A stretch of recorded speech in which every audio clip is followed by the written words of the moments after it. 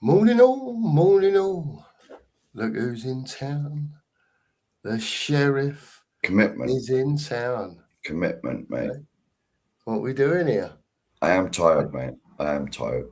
I'll just let you know, people. He's walked in the door at 4:15 this morning, and he's here, off of a night shift. What can we say? I couldn't believe it when I saw him in Nigel's chat. I thought, bloody hell, he's up already. But big up to you, mate. I tell you, big up to you. Commitment. Hang on a minute, I've got interruption here. Sorry. No, already. Thanks, darling. Enjoy your hair doing and all that. All right, see you in a bit. She's off to have her hair done this morning, the missus, because going away at the weekend, you know what it's like. She's going to have the low lights done or the highlights or whatever they are. But she's just bought me a cup of tea. So fair play to her. Absolute royalty you are, mate.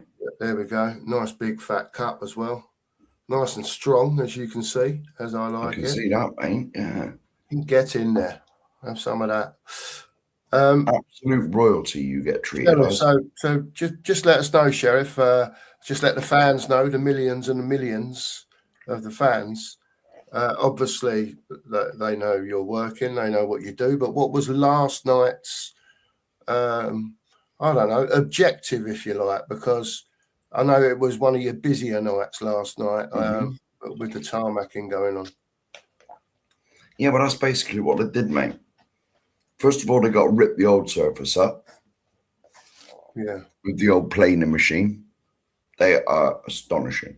Is that the really noisy thing? I mean, I know planers are noisy when you use them, you know, like when we use them for jobs. Yeah. But those massive machines, when they're ripping that tarmac up, do they make a load of round? There's several types, mate. There's several types. They had two different ones. They had the big one that would do a lane in one scoop. Yeah. Just choose the whole lot up, mate. You fancy how hard that old tarmac and whatever it is on the road could be concrete? Just choose the lot up. Choose the lot up. Sends it out a chute. No, it sends it over the top, I believe. And there's a lorry in front just crawling on. It shoots it straight into the tipper lorry. And the driver will give him a boop boop when he's filled up. He turns it off. He pulls off, goes to tip somewhere. Another one backs up. Brilliant. Astonishing, mate. So in a shift, Sheriff, when you've got those, sorry, I'm just quite interested in it. When you've got a shift and it's a busy night like that, like tarmacking and stuff like that, how far of a distance would you expect to cover it in a night? Like, what would you expect it? Is it like ripped up and then re-tarmacked that night? Almost immediately. Well, not immediately, because there's a lot that goes into it, mate. Yeah. Right. What happens first is it's all planed out. Yeah. But there's still little bits. The road sweeper is constantly following them up and down, up and down. You know the old thing with a brush on the side? Yeah, I see that with a video on the video last night, I think, didn't I? Yeah. And of course, that thing's got to go and tip now and again. Sometimes I got 2 or 3 of them lurking about. But there was only one there last night, but he's got to go and tip as well when he's filled up. Yeah. And then, so he's going up and down, but he also had a mini planer. You saw it in the video I sent you. Yeah, I see that. Yeah. That little bobcat thing, that can do planing. You know when you go down a road and there's a patch, say, I don't know, a foot wide? Yeah. And it's a straight patch. That's what that machine does. Right, got you. It's got a cutting thing on the front. It can put a cutting thing on the front to plane the road up. Yeah. But only like little patches, you know? Right, yeah. But also, it's got another attachment that goes on the front. It's like a dustpan and brush thing. And it just brushes it all up and then tips it into the back of the lorry. And so after that, mate, so that's that. So it's all like quite spotless, and there's not a lot of crap on the road anymore. They get the bitumen lorry come in then, that I sent you photos of. Yeah. And that stuff is horrible, mate. Horrible. Real sticky and horrible. You get that on your shoes, mate, you'll never get it off. Yeah. It's a binding agent. So when the tarmac goes in, it binds to the road and almost goes in with the old stuff that they've left there, you know. So basically, it's to stop it coming out again. Yes. But sometimes it does. Yeah. You know, because if the water gets in it and that, it makes it lift. And so the bitumen lorry goes up and down, sprays that rubbish everywhere. Well, it's not rubbish, but it is toxic, mate. It's horrible stuff. And when that's breathing that in. I'm not. I think you can breathe it in. You just don't want to drink the stuff. Right, got you. You know, because all the drains and that got to be covered up as well. Yeah, yeah. You know, because if you get that in the water system, mate, no, you don't need any of that going in there. But like, and so that sprays that stuff in, and then basically, I think they might let it go off for about 10, 15 minutes. But I just consider they're still farting about getting the. Then the tarmac machine that's the video I sent you. And that thing, it's got like a scoop at the front, like a scoop like this, and it opens up, comes right open. The width of a tipper lorry. Yeah, yeah. And this tipper lorry to come in, say, each of them lorries roughly got 20 tons of tarmac in. Yeah. And it'll say dump half, 3/4 in this thing. And then it'll scoot off a bit down the road. And then it starts laying. And Jesus, mate, there's people on the back guiding it. And yeah. like any bits that the thing missed, they'll like dig a bit up and chuck it in the hole and all of that. Astonishing machine, mate. It just lays it. It just lays it all down the road. Well, put it this way, yesterday, it was only about 250 yards. Yeah. And there was a bit where this junction comes in, and they did a bit of that. And there was 6 lorries. So 120 ton. 120 ton. I was just going to say 120 ton of tarmac. Yeah. Roughly. Ish. Yeah. Ish. It could have been 110. Because sometimes they come in with 18. Yeah. The averages out are about 20 tons. Sometimes they come in with 15. Sometimes it might be 22. Yeah. I get it. You know? Yeah. And then when that's done, there's a bloody great steep roller behind it. And that's rolling it. And they roll it for ages. Or it seems like bloody ages. Just up and down. Ages and ages and ages. Up and down, up and down. And those things are as noisy as the planer, mate. Yeah. The poor people that live around that area, mate, they could have got 0 sleep last night. 0. Well, it's very interesting you say that, Sheriff, because you know how my sleep goes, by the way. And I crashed out last night, and I managed to get 6.25 hours sleep without waking up. There you go, mate. There you go. So it's like, to me, it's like a lot of people, when you say, I can't sleep like that no more. I didn't have any problem sleeping when I was working, I've got to tell you. But 6.25 hours, something like that, I got last night. And I was, it's like when a lot of people get 12 hours or 10 hours or whatever, you know, when they've been out on the Raz or whatever and had a lay-in on Sunday morning and all that biz. So I feel like I've had 12 hours kit, mate, with 6 hours. It's amazing what a little short burst of sleep can do for you, as they say. Yeah, but then, go on, mate. Just to finish the story, just after it was rolled, of course, it's still not hard enough to drive on. you know, it don't just set instantly and you Yeah. drive all over it. It was still hot, mate. We left it when they left. I think we give it 3/4 of an hour, and you were walking like on this freshly lit, and you could hear it. Yeah. On your boots. Yeah. It was still sticky, but I mean, my mate's a big old rugby playing lad, and he was like he was doing Michael Jackson dance on it, and it wasn't coming up. So yeah. Giving it the old soles on the floor, and he weren't sticking. Oh yeah, he was doing spinneroonies and all sorts on there, mate. And you'll be amazed how hot that tarmac is. It was still bloody hot. I was sweating that walking on that road. Yeah. And I didn't do nothing. I was sat in the van. Well, I was sending you videos most of the night. Oh yeah. I saw loads of videos last night, people. It was the different steps of Mark trying to explain what was going on a video. So all the noise going on. I should say. Yeah, it was pretty cool actually. It's quite interesting stuff, isn't it, Mark, when you look into it? And honestly, it's the first time, because normally I'm either they're going up whole road to shut, they're normally miles up that way, or even if they start, they're going away from me. They never come towards me. So I've never really seen it from the side. But because we had a side road, I could sort of sneak down the side road, and I was obsessed by it, mate. I was like a kid in a sweet shop.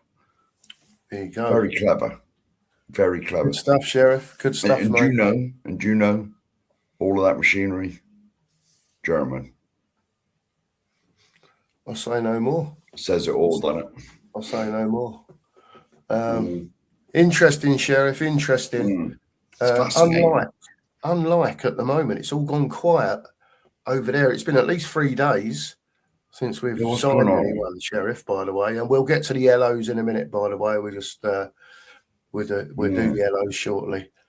It's all gone quiet, Sheriff, as the title of the as you named the show today.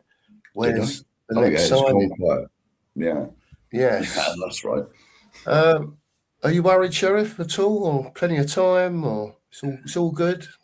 We've only just, what have we got? 6 at the moment. As Karen Carpenter said, it's only just begun. It has, or it better have just begun. Warning you, looking straight at you, Enoch. I'm warning you. It better have just begun. The drum's there, Enoch. The drum's there. Yes. I'm telling you now, he'll be coming for you. He'll make it his life's mission if you ruin it again for all the Tottenham supporters out there. Yes. I believe, well, yes, we could do with another midfielder. I think the emphasis now has got to be on forward players, hasn't it? You would have thought so, Sheriff. Wingers, yeah, you know, like you say. A winger or two. Yeah. Always striker. Room for a midfielder. Always room for a good midfielder. And personally, excuse me, I believe that there may be 1 or 2 opportunistic ones. Really, Sheriff? You've got a little well, you know when you get that feeling, you know. Yeah. You never know, mate, because it appears that we got unlimited resources virtually. Unlimited resources. I like we have considerably more money than Yao. Considerably. It's not even a little bit, it's considerably. I like it. And, you know, I mean, do you think Tonali and Sanchez... Fernandez, that's the one. You tell I have much league. Fernandez. Does that really sort of midfield? All right, we got Gallagher there. We still got Bentancur lurking about, haven't we? That they were all very similar, you want my opinion. Personally, I'd like someone like a Gaza. You know, that sort of free role. You're not going to find, well, he is still alive. You know, I'm not saying he's like passed on or nothing, but those players don't exist anymore. They're like robots now, aren't they, footballers? Like, we could do with someone with a bit of flair in midfield. So give someone a free role. Yeah. Someone with a bit of, you know, razzmatazz, as they say. But someone that's, you know. It's obvious who, mate, the two best players I've ever seen play for us. Number one is Hoddle. Number two is Gaza. None of that. But they did score goals. They scored quite a few goals, but they weren't like banging them in every week, were they? No, but they contributed to the team overall as the Just season. A little bit. A little. Do you remember when we won the cup in '91? Gaza dragged us to the FA Cup final on his own. Right, he went a bit mad in the final, but we'll gloss over that. Gloss over that. Yeah, just gloss over that bit. All right, people. Yeah. It's gone now. We still won it anyway without him. Well, if you remember that day, Naeem come on for him and he played particularly well. He played very well when he replaced Gaza that day. Yes, he did. Interesting, Sheriff. Yes. Let's anyway, go on. Do you want to say some hellos? Yes, mate. Let's flick through a few hellos, and then we're going to get on the football this morning. We're going to carry on the conversation from Nigel's really this morning. Great show, Nigel, by the way, this morning, and thank you very much, sir, for the redirect. We always appreciate that. Trying to all get new subscribers in from people that might watch other channels that don't watch ours, and then we'll redirect to. I think Sheriff will probably redirect to Mia when we're finished. And then some of you can go over there, see who she has on her channel and what she talks about and so on. And she'll do the same probably. Yeah, well, I believe, you know, after me and you had a yap backstage, I put Mia's on and I commented that Ellie was a traitor. Oh. Yes. Oh. Traitor, eh? I see everything. Listen. I'm not sure if I said that word. It was along them lines. It was, it's Queen Ellie Tonali. Moonlighting. Talking about, by the way. Moonlighting, mate. Moonlighting. Oh, yeah. Okay. Moonlighting. We'll speak more about this, Sheriff, and the moonlighting Ellie Tonali. We'll find out more of what's going on. Well, the link will probably go in at some stage, won't it? Well, yeah, you know. Yeah. Let's say a few hellos, then. You'll get a crack for a few, Sheriff. Are you on it, are you? If you want to do it, you can do it. I don't mind. If I get on to click on someone and I talk too long, just go like that, Sheriff. All right, and that means move on. All right. This was 6:18. 6:18 this morning. Oh my word, Pete, you're as bad as me. Morning, boys, or rather, Cookie, as I imagine Sheriff is in the land of Nod. Big up to everyone in the chat this morning. Big up to you, Pete. The Sheriff is in town. He's here after getting in at 4:15 from work this morning. So and he's here. He was here at 9:25. I'll have everyone know this morning. I even got my arse in gear, mate. So I don't say to you at 11 o'clock, oh, I'm getting hungry. I even had breakfast, mate. Oh, look, I mean, we're sorted today. We're sorted. The commitment is unbelievable. Hopefully, we'll have some people come on, talk about the subjects. Spurs being massive. Are we massive? Were we massive? Are we going to be massive? And other things as well. So we'll get on. Hopefully, a few people to jump on this morning as well, and we'll have the conversation as always. It's always a good talk about that sort of stuff with Spurs.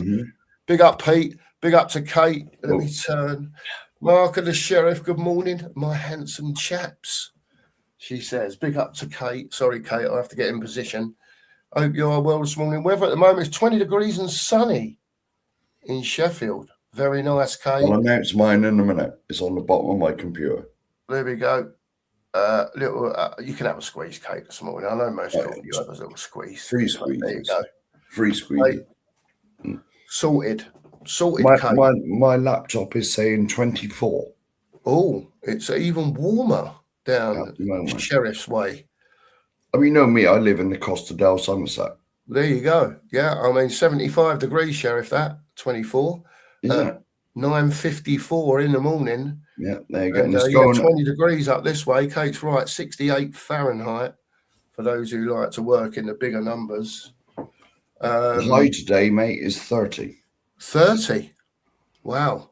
That is warm. It's not. I don't think it's getting up to that up here today. You live in the Arctic. It's 24, maybe 25 at a push. I've always It's said, warm mate, enough. Don't get me wrong. It's warm enough. I've always said anywhere north of Bristol is cold. You're probably not wrong, mate. Big up to Jimmy. Morning to you from a very warm and sunny northwest. Big up, Jim. Thanks for being in. Jim. Wembers is in, YouTube member. Morning, all boys in the chat. Whilst there's definitely more business that needs to be done after the start to the window we've had, I think we can give Enoch, AL after Levy, the benefit of the doubt for now. Wembers, I think I'll speak for both of us when I say this. Look, yeah, they've spent some money, right? They've bought some good players in. They did what they've got. They've got Van Heck, good, fine signing, and he's another player we can talk about today because I've got some stats on this geezer. And anyone who thought Romero was any good at forward passing, right? Have a look at Van Heck because he makes Romero look like someone out of what's it called, the National League. Because this geezer's stats are phenomenal. Forward passing. Unbelievable. Romero's at the National League. If Romero's at the National League, I'll got my local club, Yeovil Town, and I'll get him to buy him. Well, I'm just saying, you know, everyone used to rave about, you know, Romero passing forward and, you know, standing on the ball. Come on, Romero, get on with it. And listen, Van Heck will show you how it's done, people. Honestly, I'm not kidding. I've had a look into this fella. I'll just give you one little thing. The other night, yeah, he made 134 forward passes, right? Now, they could be 2-yard passes to 30-yard passes. Don't get me wrong. A lot of them were probably short passes, right? But out of the 134 forward passes that he did, 130 found their target. That's 99%, mate. Just saying. That is, it's got to be all 98 points on it. Yeah, I'm just saying though. So take that into. We can talk about that another time. It's always interesting to talk about that sort of stuff because it's showing you or trying to show you where Spurs are improving when they're buying these players. You know, so and that to me is where stats do come into effect because you can see when someone's passing the ball forward regularly and it's finding its target, but to do it 130 times in 90 minutes, that's some going. That to and be fair, very nearly find your man with all of them. You know, it's just a topic of discussion. I think. Anyway, we'll get into it, mate. If it's not today, we will talk about that stuff because I've got it all marked on me pad here. Big up Razzle. I'm going to crack for a few now. Sorry if I don't read your comments out. Big up Razzle. Morning to you, YouTube member Marianne. Hope you're well. 9 degrees and sunny in Oslo. Where 9 flaming heck. The country who England will play in the quarterfinals on Saturday night, 10 p.m. Saturday night, 10 p.m, mate. How do these things fall in my lap like this? Well, hopefully, I'm going to speak to Nige, right, just for everyone that's on here. I don't know what his plans are at the moment, people, because I haven't spoke to him. Obviously, I'm going on holiday Saturday morning. Of course you are. So there'll be no watch-along, but I will You'll be over there by then. From Spain every day. You'll be over there by then, won't you? I will be there for the match, yeah, and I'll try and take some videos and all that sort of stuff and get them posted. But I need to speak to Nige to see if he's doing a watch-along, and if he is, make sure that all you people on here know he's doing it and get over to his channel if he does it on there and support him on there. I can come on it. Be down the pub probably, I can come on it before the game and halftime. There you go. So You know, but I'll speak to Nigel about it, though. People will keep you informed and all that. Don't worry, we'll sort all it's that. unfair on Nigel if there's like commentary and that. That's So what I mean. watching the game. If there's So commentary, that's in why it, I'm going to speak to him first. That's why I'm going to speak to him. You know, I ain't getting him demonetized just by my ignorance. I mean, commentary on in the background. It's all over YouTube. Well, that's it. You know, I'll speak to him. Yeah. Big up, Tom. Morning to you, mate. Hope you're well. Marianne, original sorry. YouTube member. Original YouTube member. Marianne, yes, yeah, absolutely. The original. Steve, it's always like that, mate. My missus will not serve me up weak tea. I just won't drink it, mate. You know what I mean? So she knows how I like it, and that's probably what you would call mild for me. It's only because she's going out. She probably ain't left the tea bag in as long. But she knows how I like my tea, mate. Strong. Builder's tea, really. Nice I was gonna say, even that one, mate. That looked builder's tea to me. No, it's not there quite, Sheriff. Sorry to keep showing you the teacup, everyone, but don't get me wrong, it's a fair colour on that. But I couldn't drink it a lot stronger than that, to be fair. You know, it's I love that tea. Extra strong tea bags, lovely. Big up, Steve. Morning to you. Yeah, big Magic up, Steve. Tree, hope you're well. It's gonna be a scorcher, he says. Wow. It's going to take its time to get up here, apparently. I don't think it's going to get as hot as it is down south over the next 3 or 4 days. It's still going to be warm, don't get me wrong. I think they're talking about sort of 28s, 29s, 30s at a push. But I know it's hitting it down there already, down south. 30 today for my time. There you go. Big up Magic Tree. Razzle says, nice to see NASA has released Sheriff for the morning show. But to be honest, them machines are almost rocket science, mate. There you go. They are almost, but I have no control of them. I just block the road off and let them crack on with it.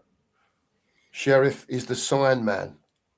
Let's just make that clear, which is a very important role, I hasten to add. Well, it's either that or they drive straight into work, man, and get killed. That's it. So that's why it's important, people. Yeah. There you go. There's no point beating around the bush, mate.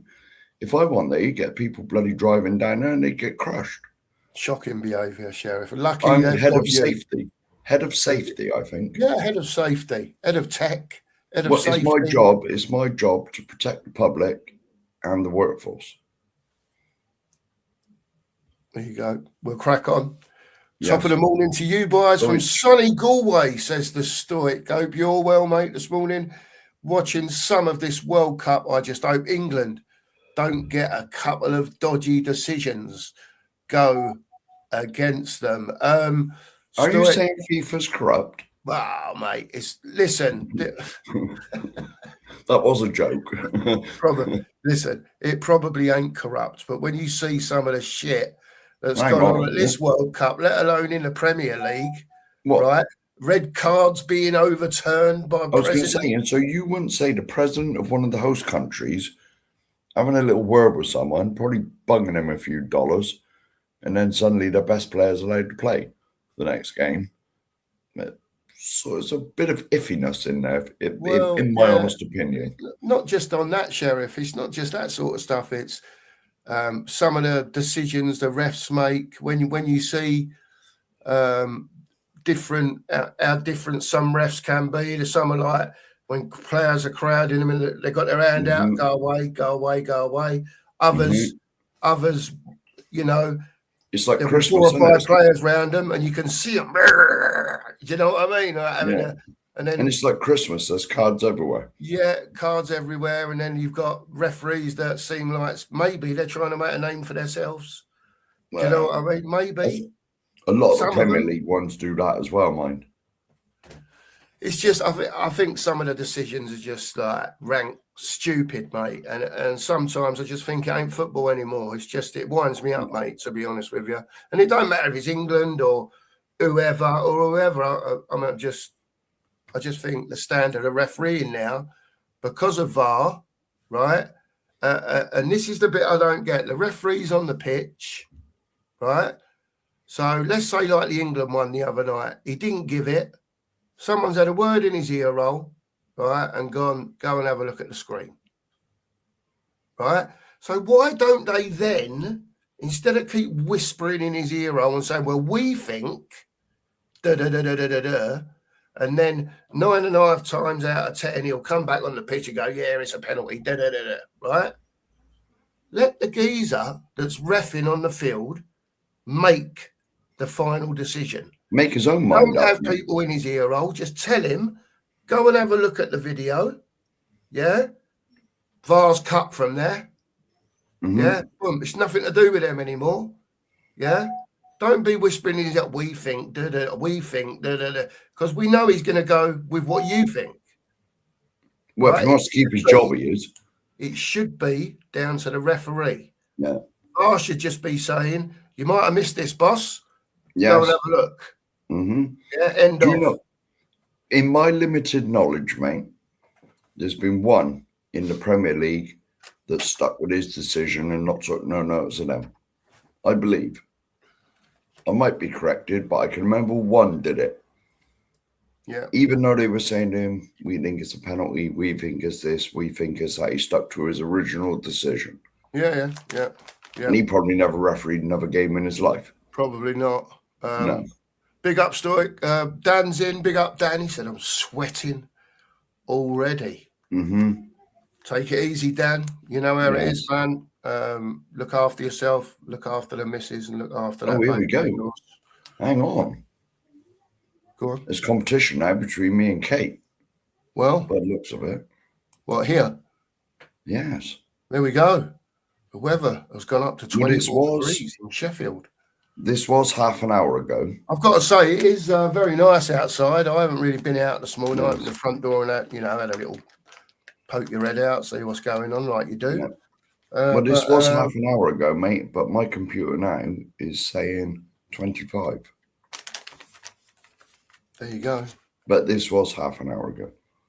Good morning to Tony. Hope you're well. Tony Mr. in Sweden. Hope Mr. you're well, Sweden. Tony. Big up to you. Dan's saying it's 27 But down where he is. Yes. 81 degrees. Wow. London's always warmer. Unheard of. That side of the country gets it more than we do. Yeah. The Rabbit Man's in. Big up to you, Rabbit Man. He says it's freezing in Oz. Well, we've seen the brochures and we've seen your country on the telly. If you expect me to feel sorry for you, it's not happening. It's not happening. Sheriff straight in on the Rabbit Man there. So it's not happening, mate. I'm not straight in, but we've seen Bondi Beach and whatever else it is over there, the Great Barrier Reef and that.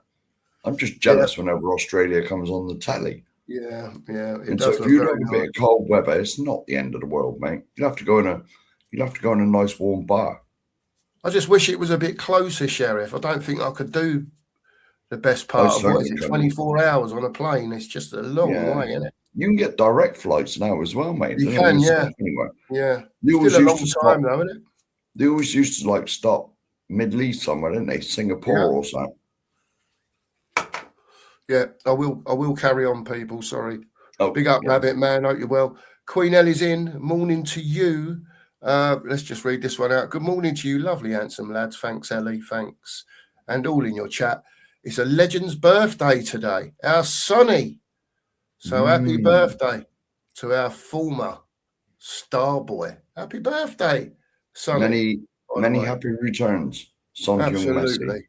Big up Son to the Sonmaster. Big up, Ellie. Big up to Nige. Hope you're well this morning, Nige. Great show this morning. Yeah, really enjoyed it, to be fair. And thank you for the redirect. Appreciate it.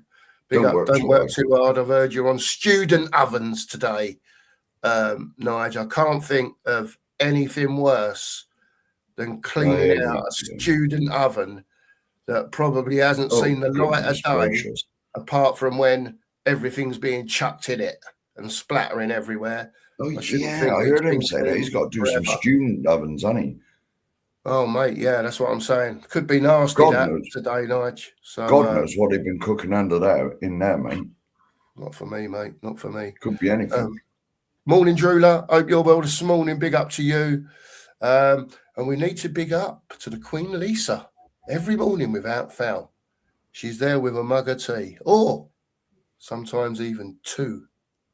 There was two. There was it yesterday? There was two. There was two yesterday, yes. So she is the Queen in my eyes. She is. Don't worry. I know we've got your auntie Queen Ellie Tenali in the house, but she is my Queen, Drula, and always will be. And quite rightly so. Hang on a minute. I've got to bring this comment up here. I've seen it, mate. I was waiting for him to come in. I think he comes in the morning 9:30. If it's just me, he thinks, hang on a minute, Cookie talks a bit of sense. I'll go and watch someone else. But when you're in, yeah, he's here. I was looking for you yesterday, mate. I even called you out. When I had a little rant on Nick, didn't I? And I said, I haven't seen him yet, but I said, if you're in here, world under him, I said, this is for you. And you weren't here. That means you'll have to watch yesterday's show. Yes, you will. You'll have to go to catch up, World Under. Make sure you hit the like button and subscribe while you're there. Super chats are available. World Under. And remember, he's off on holiday Saturday. What are we going to do? Sheriff, how's Viv? Have you got any gossip for us? You are the inside man. Inside Viv, for sure. See, it just makes me laugh. Oh, dear. World Under. Now, I'm surprised because I'm very tired because I was working last night. I've only had about 3 hours sleep. I'm surprised I haven't bit. But I'm surprised I haven't bit. He casts the bait in every day, doesn't he, trying to catch me. Remember the first few times he come in, he did catch me. That's why I made him a mod, because he just made me laugh. So I know what you're doing. I know what you're doing. And he does make me laugh. So big up to the World Under, by the way. Because listen, if you're getting a smile out of the sheriff after 3 hours kit and a night shift, you ain't doing bad, fella. Trust me, you're doing all right. And I'll tell you something else. There's a few others that I've noticed that are coming into the chat that got on the train. Well, listen, we can bring them up briefly. Big up to Ghosted. Hope you're well this morning, Go. We will. Listen, I'm in no rush this morning, so we've got plenty of time because I'm going away Saturday. So I've got to get our hours in, Sheriff. Do you know what I mean? The missus gone and had her hair done. And you've even had your breakfast this morning. So I have. It could get lively in here. You never know. We're going to have some people on, hopefully, if they're still about. So, yeah. Razzle says, got to bring this one up because Razzle seems like he is jumping on the World Under. There's a couple of little people. Viv shot the sheriff, but she did not. And was it deputy? Was it earlier on in this chat? You know my memory, mate. I can't remember nothing. It was either earlier on. Mr. Chambers said, "If Tottenham do well, I will be leading the Enoch Inn parade." Well, you'll have to take the first comment, or it was in Nigel's show. I saw it. I saw it. Yeah, I think it was Nigel's chat. Listen, you'll have to take it up with a Chamber Rooney and see what he's got to say in the WhatsApp There are group. several people. I'll be getting a bad name at this rate. I will be getting known as like the Enoch Inn fanboy or something. I've got a beautiful comment from a beautiful lady coming up for you, Sheriff. Oh, here we go. Queen Ellie's in the house, and she says, "You are a trooper, Sheriff. Get some cucumber on your eyes after the show." My eyes. On my eyes. Oh, right. It works miracles, gives you hydration around the eyes, and wakes you up. Does it? Do a bit of that before the show, Ellie, for 20 minutes. You know what I mean? The old cucumber on the old eyes, and you never know. You see a different sheriff at 9:30 in the morning. But big up, Ellie. I'm sure that the sheriff will take these notes on board and maybe try them one day. Although he'll probably just go back to bed after the show. And have a few hours. It's just killed the conversation. I'm going back to bed. Don't worry about the cucumber. Well, you could go to bed and put the cucumber on your eyes while you're asleep. Well, yeah. And you might wake up all, bing. Covered in cucumber. A few less creases flying about as well. That's how it works. It's meant to tighten the old skin up. Stuff like it's like mini Botox, Sheriff. The old cucumber around the eyes. I need an iron, mate. I need an iron. I could do with that roller that was out on the road last night. Magic Tree says he went to Birmingham yesterday, to see the King Tut exhibition. Wore my Spurs polo shirt and a Villa fan. Had a word with me. Had to tell him they had their chance to relegate us and didn't take it. Magic Tree. Yes. What can I say? The correct You're response. one of our own, Magic. You are the correct response, Magic. Our own. I believe, I know I probably didn't say this, but in my drunkenness Sunday night over the pub, there was fans of several Premier League clubs over there, and I said, you had your chance last year. We stayed up. Now you're all going to pay. Now you are all going to pay. Yeah. And the same, not those fans, but fans of those clubs are, I imagine, are the ones that are out there now that are crying their salty tears all over their sausage and egg breakfast in the morning because... Well, put it this way, I could have done with your salty tears last night to cool the time out down quicker so I could have gone home. Aye. See, you're not helping fans of other teams, are you, the Sheriff out there? No. Means I had to stay for an extra 3/4 of an hour, whatever it was. I mean, listen, you could even save them into a jar, send them to your P.O. box or something. You know what I mean? Yeah, P.O. box. No, yeah, I'll set that up, mate. Any salty tears this way. I can tip all over the tarmac, mate. That's it. Get home 10 minutes earlier. Jeez. 10 minutes is 10 minutes, mate. That's it, mate. That's it. Big up, Magic Tree. Love you, mate. Yeah, it's great response, by the way. Great response.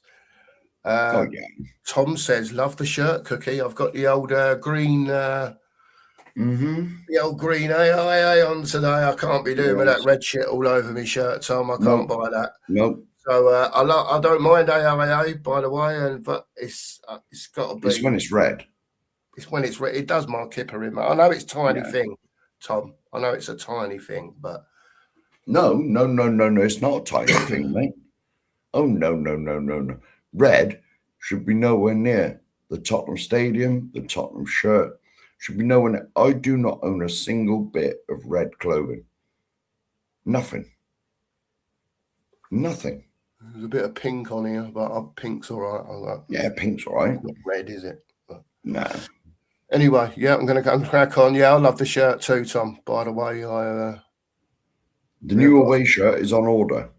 Yeah, here we go. Not Jessica. But before World Under him, it's not from the club shop either. Let's get that out there. There's nothing from the club shop that I know of that people buy from the club shop that come in this chat, I don't think. For a start, I can't afford 90 quid, whatever it is these days. 130 for the elite shirt or something, Mark. 130, 140 quid for the elite shirt this season. That's an absolute joke. Yeah, it's madness, mate. How do they come up with them figures? Do they just chuck darts at a dartboard or something? Probably. And think that'd do for this year? Probably, mate. Probably. They should get me to for the darts, mate. Because then it'd be £26. That's like my highest score ever at darts. 26. I might hit 555. It might be 36. Jessica's coming. She said, been trying to think which of our 25-man squad count towards the 8 homegrown status. I've got Austin, Davis, Danzo, Spence, Gray, Mads, Gallagher, Solanke, and youngsters Lancashire, Moore, and Scarlett.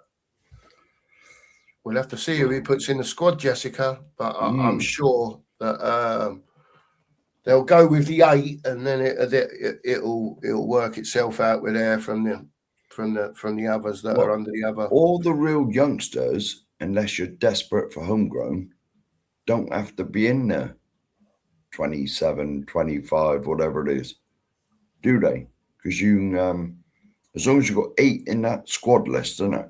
The 20, is it 25 or 20 something you got handed? I'm not sure of the exact number, Sheriff, if I'm honest. Yeah, I it's don't 25. want to say a number. I'm going 25 because roundish figure. Yeah. Okie dokie. I'm going to carry on, people. Let's have a go, see if we can get through a few. There's been no reports on Sky about we're struggling for homegrown. Homegrown, yeah. Because they'd be all over it like a car bonnet, mate. Yeah, of course they would. You know how it is. Big up to you, Jessica. TTID's and he says he's 25 in Farnham and climbing. There you go. Farnham, that's New Forest. New Forest. What's that? New Forest, I think. Farnham. It's down that way, Hampshire. That Farnham is Hampshire, I think. Yeah. Yeah, it's New Forest area, I think. It was down that way. I'm sure I went there once. Yeah. Ellie's come in. She says, Sheriff talks tarmac, not Tottenham. That could be a new podcast. Yeah. I've exhausted my knowledge of it already. I only spoke for 10 minutes. Cheers, Tom. Appreciate it, mate. Appreciate it. We are. Killer Clicks is in. Wake me up when the tarmac chat has finished. Yes. Listen, I'm sorry you find it boring. We have to let the millions and millions of you know what the sheriff has been up to when he's been absent from the show, whether it be over the pub on the Amstel or whether it be a night shift at work so he can earn his pennies. To go and let you know what's going on. Don't you worry, people. Don't you worry. Here we go. Razzle comes in. He says, white lining is the best business to get into on roadworks. There's several companies that do it. The one we always have is WJ. There we go. Big shout out to WJ there. If anyone's watching, please like and subscribe to the channel from WJ. Big up to you, Basil. Big up. Ellie also says, the Bitumen Lorry Diaries. Oh, no. Oh, Sheriff. Interesting that from Ellie. She's coming out with them this morning. Do you know, I trod on it when they first... I trod in a bit of it and I could still feel it sticking on my foot walking up a dry pavement like 6 hours later. It's horrible stuff. There you go. I know why Razzle Dazzle now has brought up about white lining is the best business to get into in roadworks, because no doubt you had your curb dropped or whatever, Razzle maybe, and the council have charged him £1,200 for him to come out and spray a few lines on the road. Sounds like a decent business to get into, Razzle there. Bloody right. I'm in the wrong trade. Notes for a few lines. Well, let's not mention. Well, yeah, let's not go there. Lines on the road. Sorry, I should on the road. Yes. Yeah, not white lines or nothing. Well, they are white lines, but not that sort of white lines. Yeah. All that sort of stuff's it's non-negotiable on here, by the way. Yes. 1,200 quid though, Sheriff. What you got to say to that? That's a few notes, that, isn't it, for a few white lines? I'm in the wrong job, aren't I? Wow, I think you should be doing a bit of privateer work on the old quiet, Sheriff. To be honest, go and get a pot of Dulux down bloody wherever it is. Yeah, get the old get down the old football club, see if you can find the old white lining machine that used to do the old white lining on the pitches. They used to push them bloody. I'm sure the new stadium's got an automatic one, so they don't have to employ someone. More than likely, Sheriff. More than likely. Because it's a super duper pitch, isn't it? You know. Yeah. Dan says, working on the doors 6 p.m. till 4 a.m., 6 a.m., or even 18 hours straight at events in London, Manchester, mucks up your sleep. Yes. Big time. Impossible to sleep during the day with roadworks, etc. So that's my fault. That's my fault. Blame the sheriff, Dan. Yes, as usual. everyone else does. Everyone else does. So just blame the sheriff. Mm-hmm.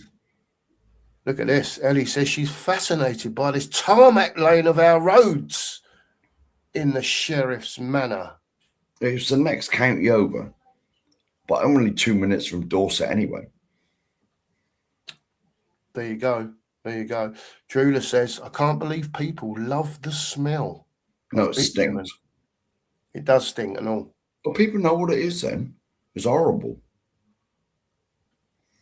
I don't know if Sheriff can answer this. He maybe can, Razzle. He'll soon say no if he don't.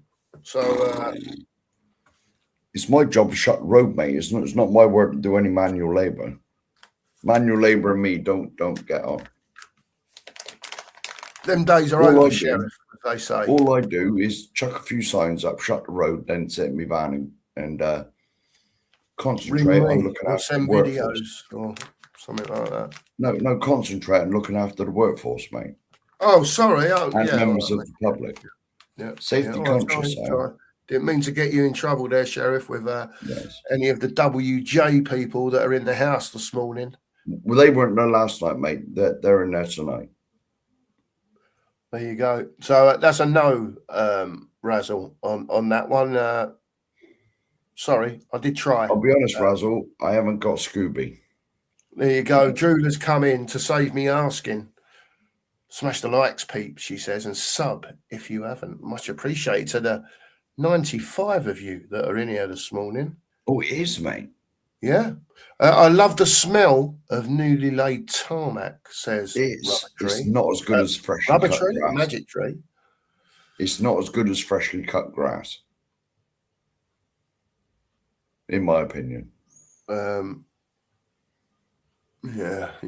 I know what you mean. I'm allergic to. Oh yeah, you told me that. I shouldn't have said that, should I? No, it's all right. Don't get me wrong. I get what you mean. The smell's great. Yeah. When, especially cut grass.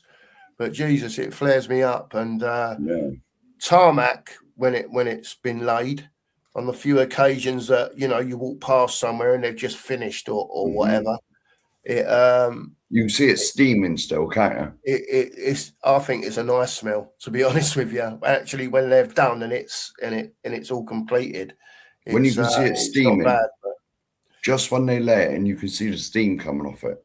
Yeah. Killer Clicks is in. He said, my kid's mum was addicted to the smell of Jay's fluid. That's like ammonia, isn't it? May explain why my kids are mad. Wow. All that Jay's fluid, that's like bleach in that, isn't it? Yeah. That's got ammonia in it. Jesus. Yeah. Ammonia smells like pee, doesn't it? Well, yeah. Because there's traces of ammonia in like urine in that. Oh, I don't know about that. I think, yeah. No, well, yeah, there possibly is. I don't know. Yeah, it smells like it. I don't know. So, But anyway, big up to you, Killer Click. So, all's well where you are. Let's get under it a bit here. World Under says, only feeling he gets is a twinge downstairs when he thinks of Viv. Oh, the sheriff. I got tablets for that. I got tablets for that. Dexter's in. Are you excited to see Lukaku playing? Oh, here he is. For you. The biggest Tottenham fan out of all of them. Dexter's a Liverpool fan, by the way. I know he is. I believe, anyway. I know he is. If you want to send me some of your tears, mate, the tarmac can go off quicker so I can go home. Dexter, what can I say? He's just saying, by the way. Jane's in. Sorry if I miss anyone. Jane is in. Morning to you. On nanny duties, she says. So we'll watch later. Have a great show. Big up, Jane. Have a great nanny experience this morning, Jane, as they say. With your, it's got to be done now and again, hasn't it? Mr. M's in the house. Big up to you, Mr. M. As always, Wenger out. Come on, you Spurs. Let's keep going. See if we can whiz for a few. Rudolph's in. Big up, Rudolph. Big up, Rudolph. The Argentina game yesterday at 2-0 down. I knew Romero would score. Egypt threw the game away by taking too long to pass and then passing poorly in the critical moments. Blame themselves. I can just say I was absolutely furious. Absolutely furious. Argentina, I just cannot forgive Maradona. 40 years. God. 40 years, I just can't forgive him. I detest them. It is what it is, man. It's gone. You got to let it go, Sheriff. It's not. I wanted them to get absolutely gubbed up. And they were 2-0. When they were 2-0 down, I was like smiling like World Under puts a comment in. But nah. Listen, with a bit of luck, right? With a bit of luck, England will knock them out. Just listen to this for a second, right? No disrespect to Marianne in our chat because she's Norwegian, right? I'm not being funny, right? Player for player, Spurs should be beating Norway, right? In the quarterfinal at Spurs, England should be beating Norway in the quarterfinal, player for player. We know it don't always work like that, right?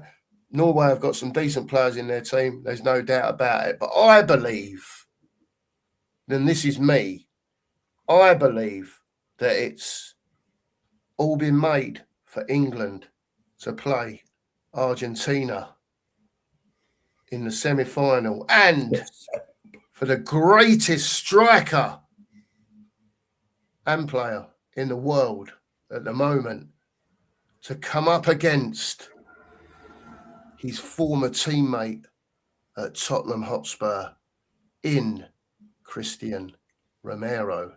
Let's see if Cutie can handle Harry.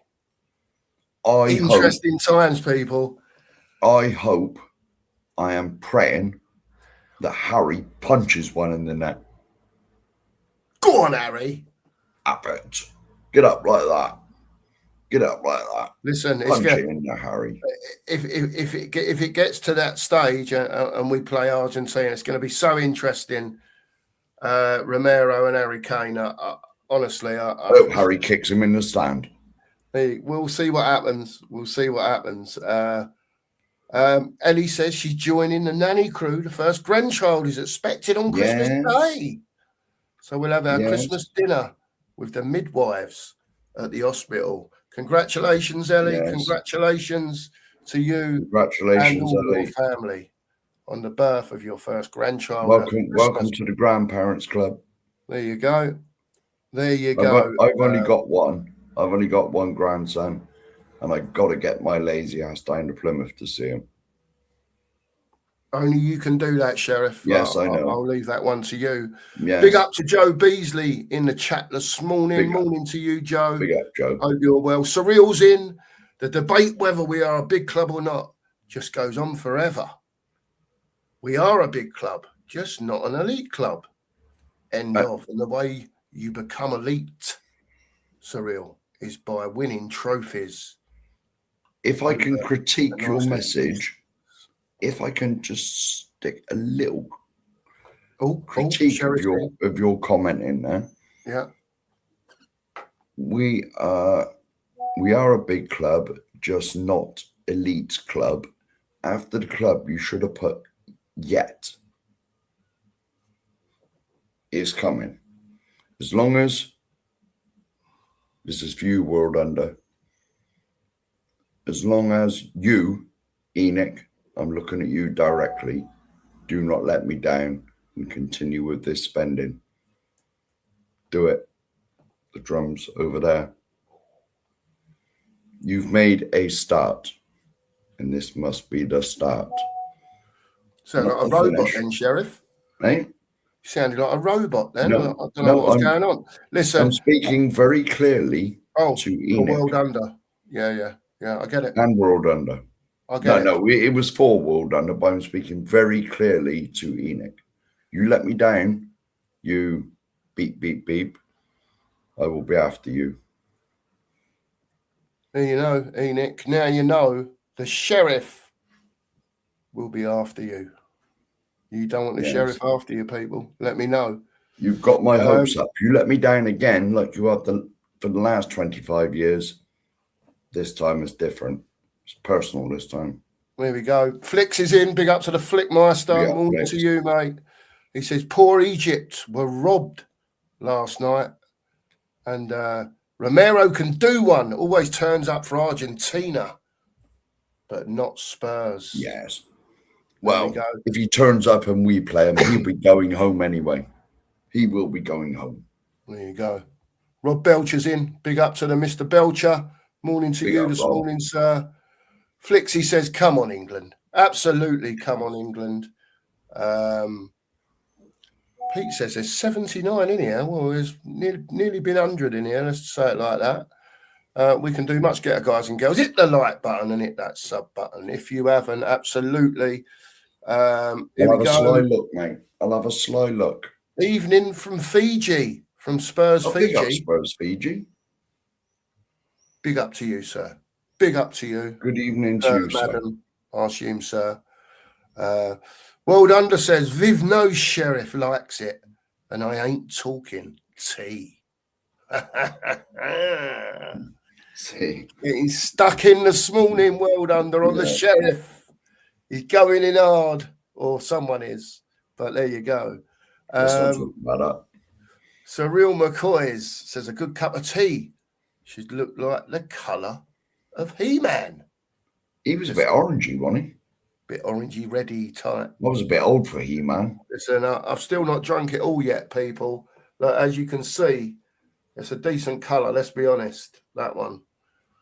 But there you go. No, it's Twinings Extra Strong, Kate. And the good thing is about it that if you like shopping around at different supermarkets, the main supermarkets, your Asda, Tesco, Sainsbury's, all that, one of them has always got it on special offer. So you can get 80 tea bags for £4, because normally they're about £6.5 a box. So if you like going to your different, you'll always find them for £4 if you have a There was a comment about the likes, mate. We need one more for 50. Well, people, still 85 of you in here. If you haven't hit the like button, please do smash it up. We're going to get onto the football very shortly. Sorry, took so long this morning. Yeah, no, not Yorkshire tea. It's Twinings Extra Strong. Comes in a sort of dark reddy box and black on it and gold writing. When we was in Portugal, you couldn't find it, could you? No, I couldn't find it out there. No. I don't know. May the force be with you, Mr. Payne, as always. Yes. No, we were drinking coffee out there. Yeah, it's coffee. The coffee was nice, to be fair. Big up to Paul G. Hope you're well, mate. Big up to you. Carl's in the house. Big up to Carl. Big up, Carl. Stu Boy, morning to you, sir. Big up, Stu Boy. Morning to you. Sorry if I'm missing anyone out. Just trying to say hello to everyone. David Clark, how are you this morning, Dave? Big up in Leicester. He's trying to program his new burglar alarm system, but it's a pain in the arse. I can imagine, David. I can imagine. Big up in Leicester. That's it. Future's bright. Future's lily white. Good morning to you, sir. Big up to you, mate. Only 20 up here in Whitley Bay. Can't stand the heat. Wow. Get out of the kitchen, mate. Looks like it's going to be a warm one. Jamie's in Somerset. 24 here. Not 25. Well, that was probably half hour ago. It's 25 in Yeovil, mate. There you go. 25 in Yeovil. Well, that was half hour ago. I expect. I don't know how far you've caught up. Well, it was 27 minutes ago. Yeah, I'm way behind. Listen, that's all right. Tell you what I'm going to do. I'm going to stick the old link in because I don't know how far this list goes down. Just bear with me 1 minute, people. Here we go. And we'll get back on the... No, that's wrong. I've done that wrong. Hang on. It's all right. I'm doing it. No, that's all right. Well, yeah. I didn't read it. I've just glad to see people have sussed the sheriff. He's proper in the kin now. Plain for everyone to see. His rant yesterday was just for the likes. I've just done another one. Like 5 minutes ago, I did another little one. The world under. He's getting under the sheriff's skin. No. I'm laughing. He's got a big smile on his face at the moment. A big smile. Oh, here we go. On his face. They're all jumping on the bandwagon. Corey's in the house. Morning to Corey. Hope you're Morning, well, gentlemen. Yeah, it's 27 degrees now in Brighton, and it's not even 11 o'clock. Oh wow, you're in for a warm one today. It's always warm over the east side. It's always warm over the east side of the country. It's never as warm where I am. You dirty west siders. Yeah. Big up to Guy. Morning to Guy. I'm allergic to it. I'm allergic to cider. Oh, you are? Yeah. It does my guts in something chronic. Yeah. Give me a cider any day. No. Dazzy Jazzy. I've got to keep saying hello for people for a minute. Yeah. Dazzy Jazzy's in. I'm a cleaner at a university. I can tell you that the students don't seem to know how to flush a toilet. Or what I will say is, Dazzy, piss or shit down the hole as well. Because there's a lot of missing going on. I'm sorry. Sure. In this day and age, if you can't find the toilet, you shouldn't be allowed to breathe. Well, it depends how many beverages have been consumed. Well, yeah. So I'd have been shot years ago. Well, there you go. Let's see. Delhi's in. Morning to Delhi. Hope you're well this morning, Delhi. Johnny Tottenham, big up to you. I think I've said hello to Surreal, but there you go. Delhi says 85 million for Krupi. I hear. I hear in the rumblings that another bid has gone in or is going in. Yeah. Finished? Yes.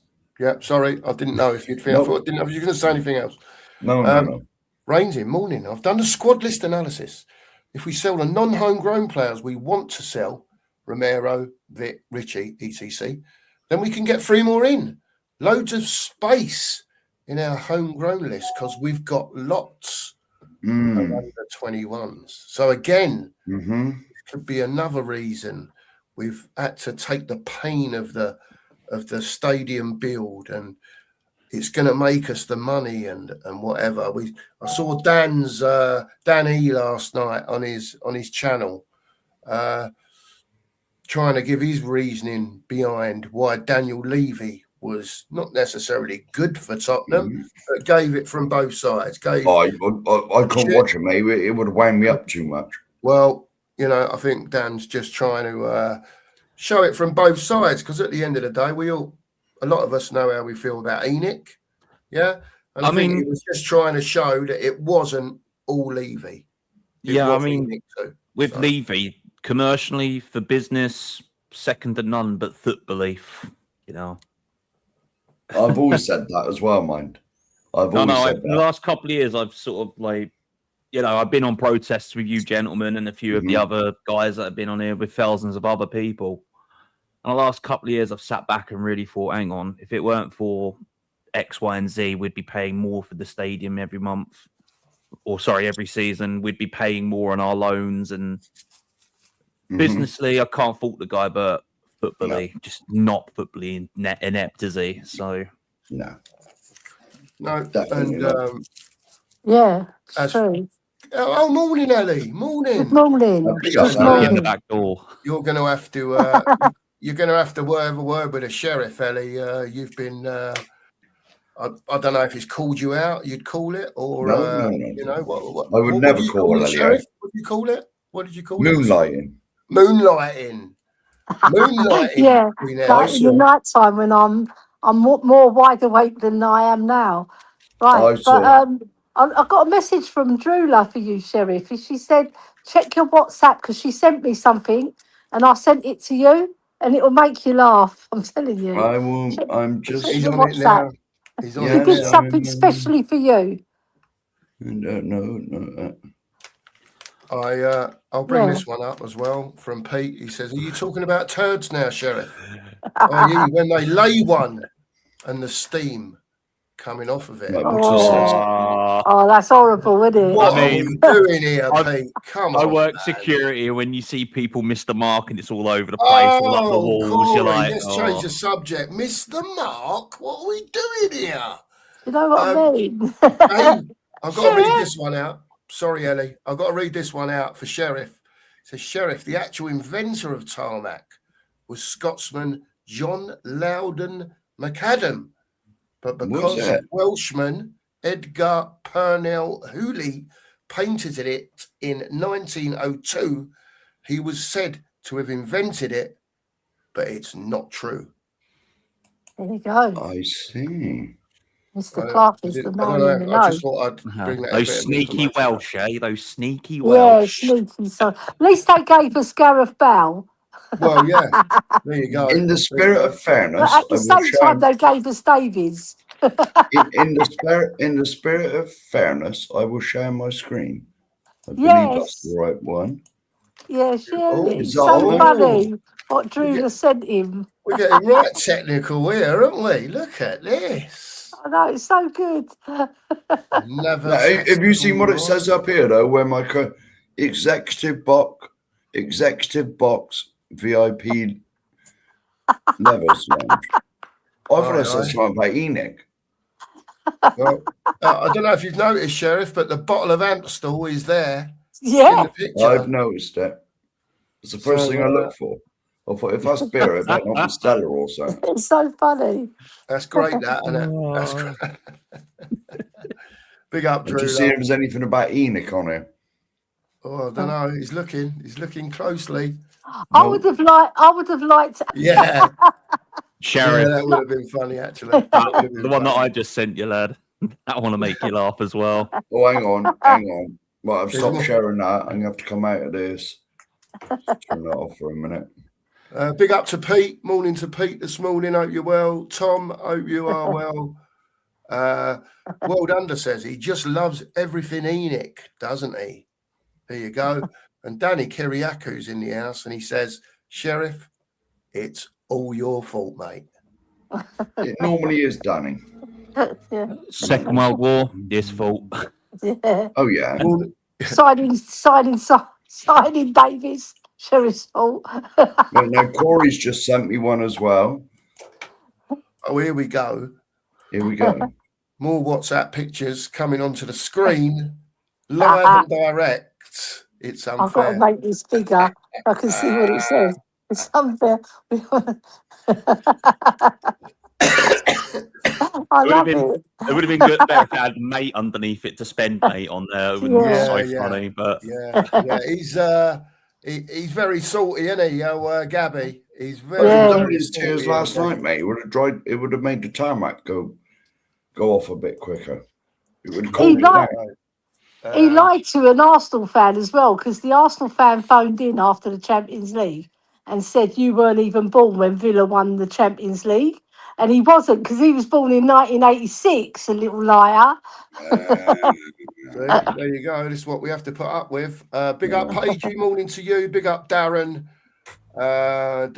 See if there's any more people. I liked how that football fan ripped into him and called him something. There's no fireworks in your career, lad. No goal and bung the hall, whatever he said, or something along them terms. Hang on a minute. World Under said the truth is out. The truth is out.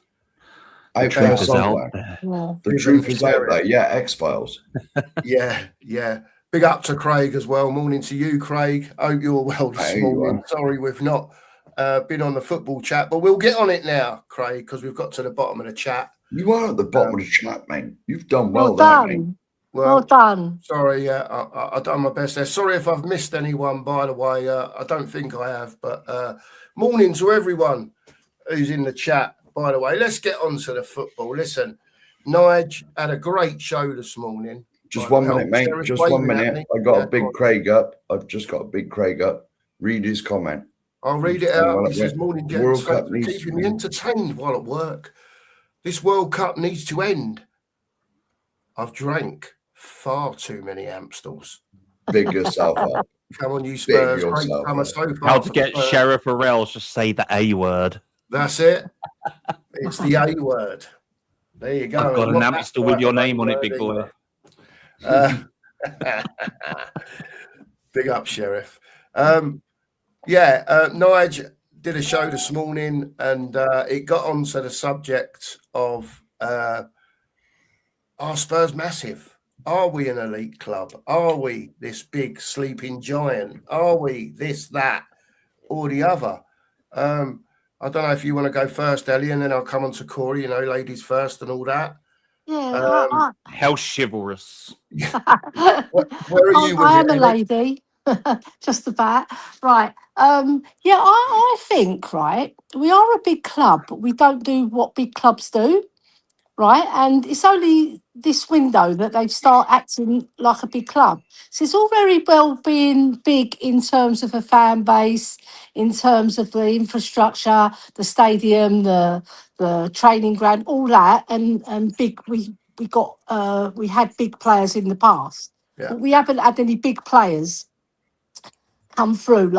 But we've appointed big managers, right? And what I was going to say is that if you're a big club, you think like a big club, so you get the best in class, don't you? You get the best manager, the best DOF, right? Because they're the ones who are going to be with the players, picking the players, and advisor, and the DOF and the manager work in unison, don't they? But what we've done, we've appointed the biggest managers in Jose and Conte.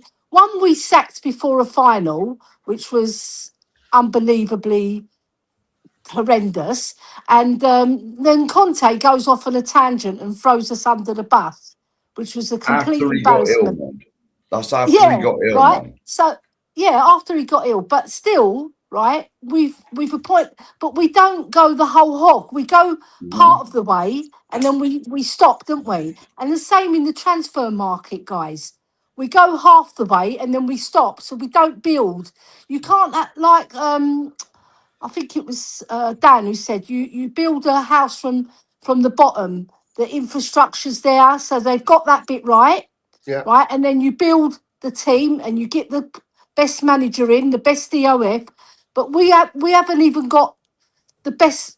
I'm not saying De Serbi's a bad manager, but he's not the best of class.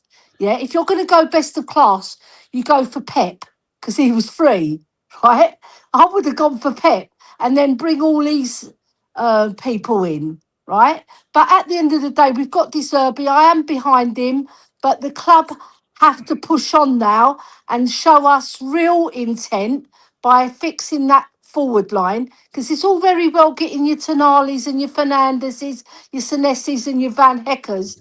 But like I said yesterday, you can play all your fancy football, but if you don't finish your dinner, it's the end of the story, isn't it? And we're going to be in the same predicament, or if not similar predicament to what we were last season, because you've got to finish your dinner and you've got to score the goals.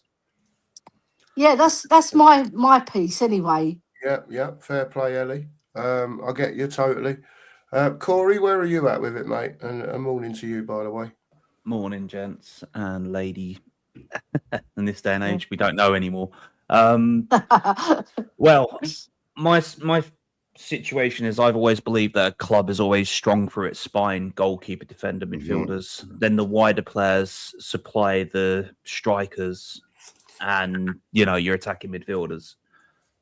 This club need to start really showing us now as fans after 26 years. Almost sounds like that Alice song, doesn't it? Like 25 years I've been living next door to Levy until he went. So, yeah, I mean... And we can't say now who the fuck is Levy. But then I've just got to sit back on it and think the last couple of years I've sat here, like, commercially and business sense, guys second to none, but footbally inept. Just like most of that board are footbally inept. Now we've actually finally signed a few back staff in that look like they can get deals done. I don't understand why the wet lettuce is still here. If you're going to do a proper clear out, do a proper clear out, not just of players, but of that incompetent medical staff as well.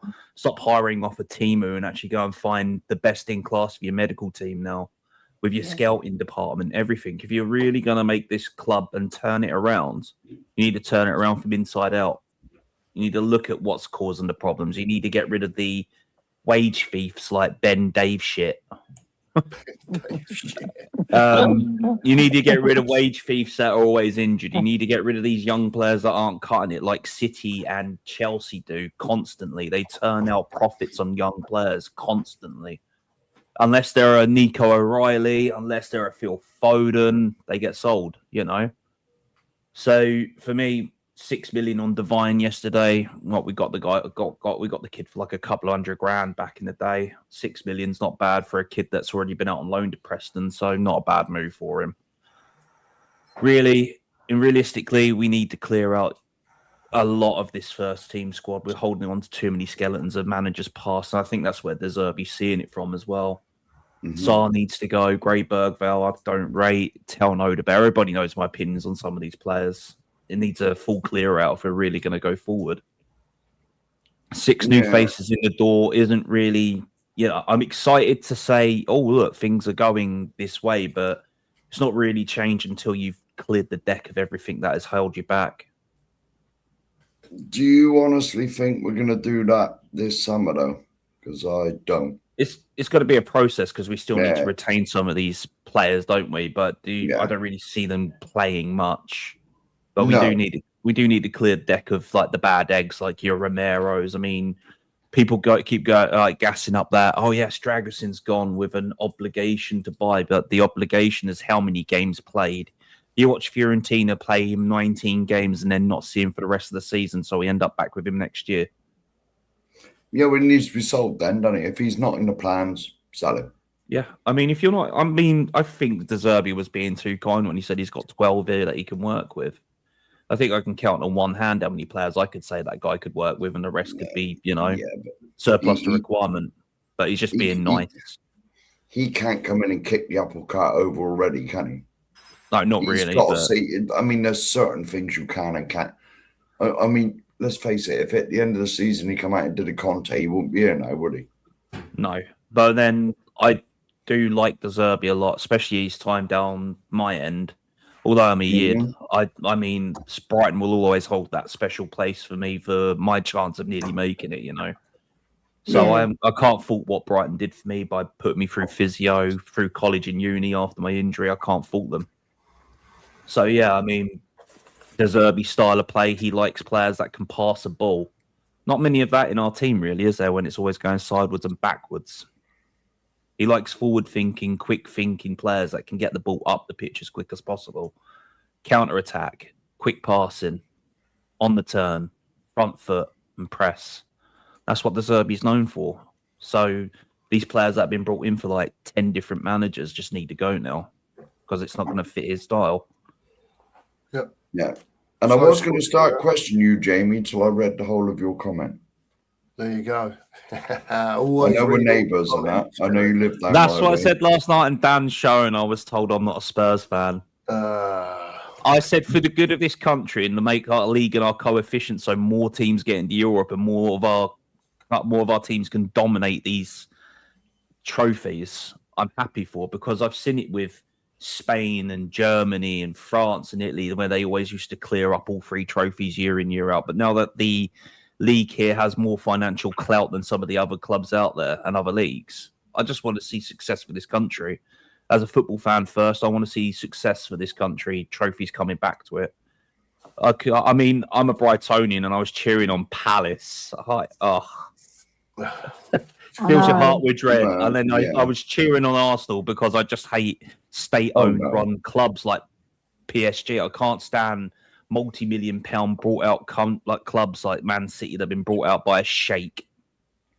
2 minutes, mate, and I'll go and put the shirt on because I found it earlier. Oh, right. And put the shirt on. Yeah, he's off. It's in your tight tank top, is it? Corey, check your WhatsApp. Make you laugh. Sheriff's off to get the shirt on. Corey's checking the WhatsApp, and I've got news as well because I've just been and made another cup of tea because the missus has gone to get her hair done. And there are the tea bags. These are the ones, people. I don't know if you can see that.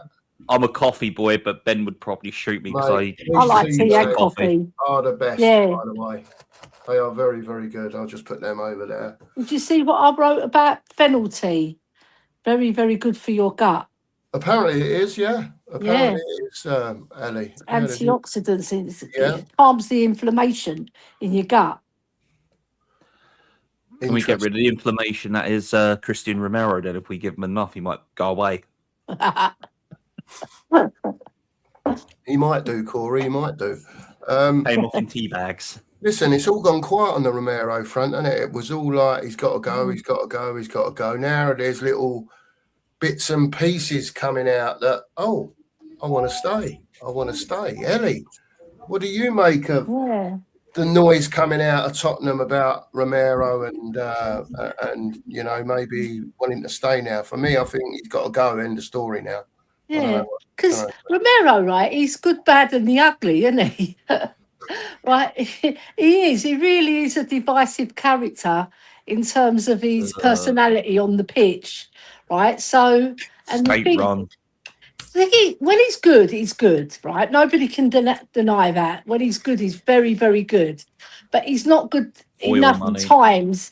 He's not good enough times for him to be a standout and for me to want him to stay, right? So, for me, he's too rash in his tackles and he's crazy sometimes, isn't he? The things that he does, right? And we can't carry that because when he's not there, we're not as good.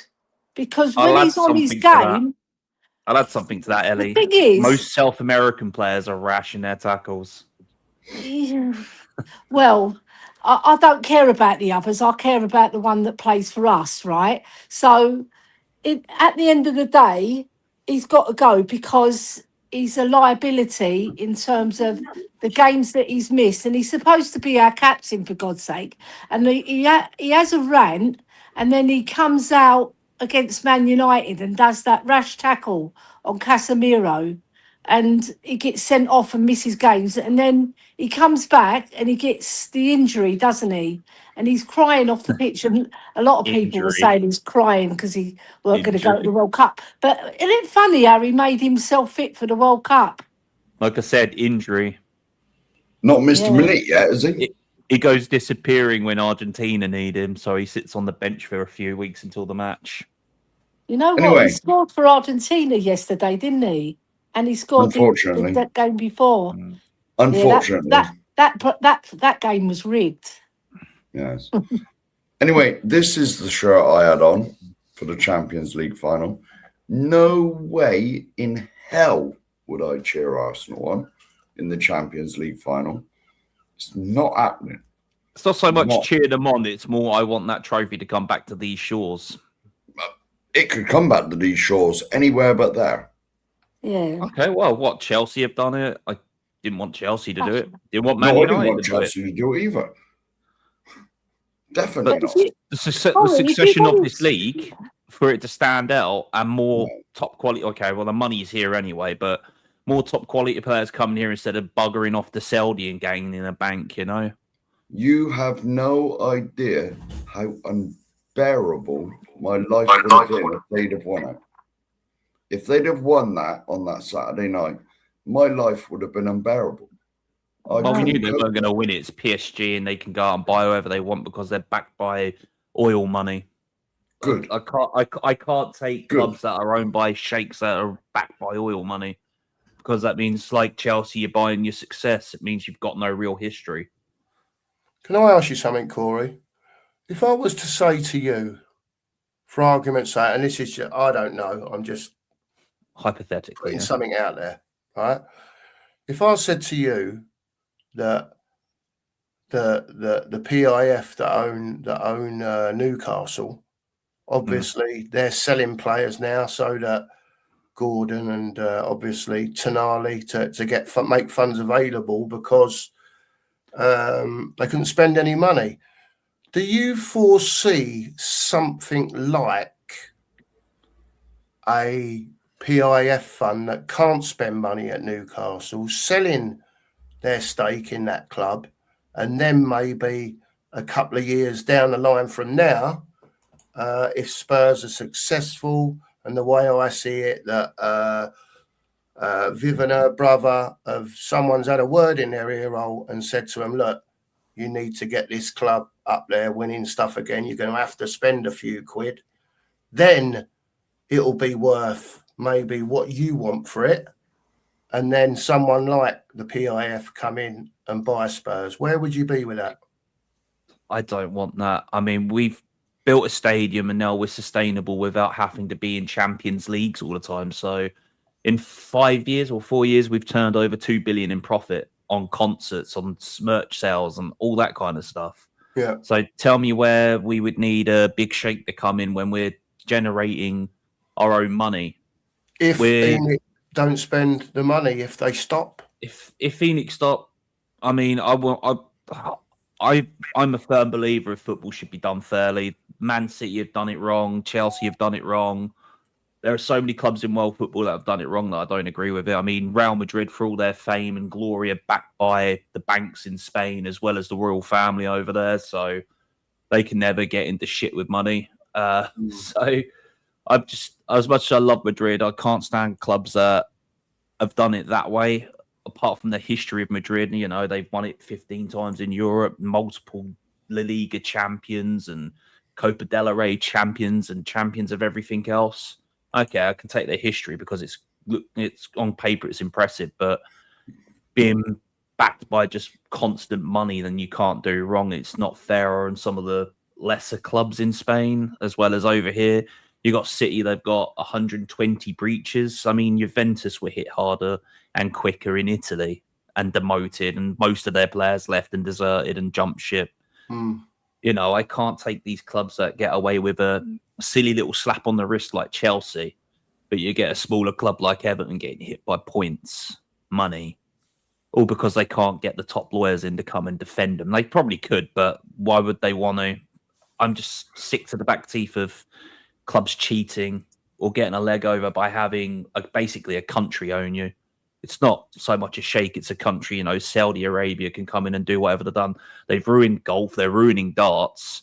Barely can watch wrestling at the moment because of, you know, the Saudis got their hands in WWE as well as TKO. So wrestling's kind of dying on me. It's just, I can't take the corruption. You know, all billionaires are corrupt because they've made their money in like dodgy ways, but yeah, I just can't take state-owned oil money clubs like that. I just can't take them seriously because they're buying their history, whereas a team like us have had to build it over years of being progressively crapper than others and getting a cheeky cup here and there. You know, I've got more respect for clubs that do it that way than just, here you go, you're now owned by the Saudis. Before PSR and all this came in, you can go out and buy whoever you want. I mean, Man City were nowhere in 2009. It took them 3 years to win the Premier League with their owners. So I can't take teams seriously like that. Well, that Chelsea, I can't take them seriously because they were a nowhere club until they were brought. Yeah. Ellie, what do you think about Spurs maybe getting sold a bit down the line? You know, obviously, if they carry on what they're doing, I think they're doing what they're doing to, like I said to Corey, to get to that maximum value, to get to where the top price is, whether it's a couple of years down the line, 5 years down the line, whatever it is. Yeah. But just like Futures, Bright Futures, Lily White put up there. He said the same thing, just gone one up there, Mark. Sorry. Yeah, that's right, mate. Newcastle and buy Tottenham. I think I can see it happening as well, you know. Another reason why I couldn't take a PIF Saudi back club like that. What's our club heritage? Yeah, I know. Yeah, I know. The thing, like Corey said, he hit the nail on the head. All billionaires are dodgy. Even our billionaire is dodgy because if you know about his history, he collapsed our country in the 90s, didn't he? Yeah, there's the thing is, there's scales of corruption, isn't there? There's like bottom of the heap corruption, and then there's top of the heap corruption. And I'm with Corey in terms of you buy your success through being corrupt, really, and then the football league. So if I found 100 quid outside, what was that one? The football league are to blame as well for allowing it, right? And they've turned a blind eye, and they slap clubs like Everton, and they're bound to do it to Aston Villa as well. and they've slapped a few other clubs along the way. And the big boys who've got the money and the lawyers, they get off scot-free at the moment. What Chelsea got a £10 million fine, no point deduction, and they got a year's ban of buying players, and then they just bought. So where did that take us? And it's like anything in life. The rich get richer and the poor get poorer. But in football, the poor clubs, not as like poor in terms of money, but poor in terms of how much money they got compared to the big boys in this league, and they can buy their way to success and they can buy their way out of trouble because it's been proven. So can we now, Ellie. So can we, Ellie. We can. Yeah, but we've done it the correct way. We haven't. Yeah, we haven't broken that backhand payments through dodgy oil dealings and human rights violations and things like that. Okay, I'm getting political there, but I love my club being the way it is. We are in our history a Jewish founded club. I don't want the Saudis to come in and take over. I don't mind if an American comes in and does it. I've got no problem. The Americans are usually Jewish as well. As long as it isn't the Gillettes, because they fuck everything up. Okay, they've got great sports franchises and winning things. I have no problem with anybody coming in. If they want to come in and buy Tottenham for £4 billion, whatever they're going to have to spend, I don't care about it. I'm just going to there was a conversation between Jamie and I forget your name. Sorry, I'm senile. About cider. That Thatcher's isn't proper Somerset cider. If you want proper Somerset cider, mate, Jamie will tell you there's farms around. They'll sell you some proper cider. It'll put hairs on your eyeballs. Closest thing I could think of is Scrumpy Jack. That stuff's nice. Even that's mass produced. You get the Scrumpy for the farms around this place, mate. It'll make you go blind. I know, I've had it. It'll make you go blind. And going back to that £100 thing, if it was outside a billionaire's house, how do you know if the billionaire hasn't put it out there as a test of faith to see if someone would take it up to his door to reward him with better prize? And to be honest, of course I would, because I'm that honest anyway. I've been brought up a different way, so my train of thought is that belongs to someone else. It's outside a billionaire's house, mate. I know £100 isn't going to miss him, but what about, like I said, there's that old tale in it, so of people doing these tests to see if they're truthful in their actions or not. If it's outside a billionaire's house and he's put it there as a trap or a bait to see if people will take it back, you don't know if you're going to get rewarded with something better. So I'll why tell not? You the truth now, it'd be in my skyrocket and I'll be straight down the pub. Where's the app stools at? Yes.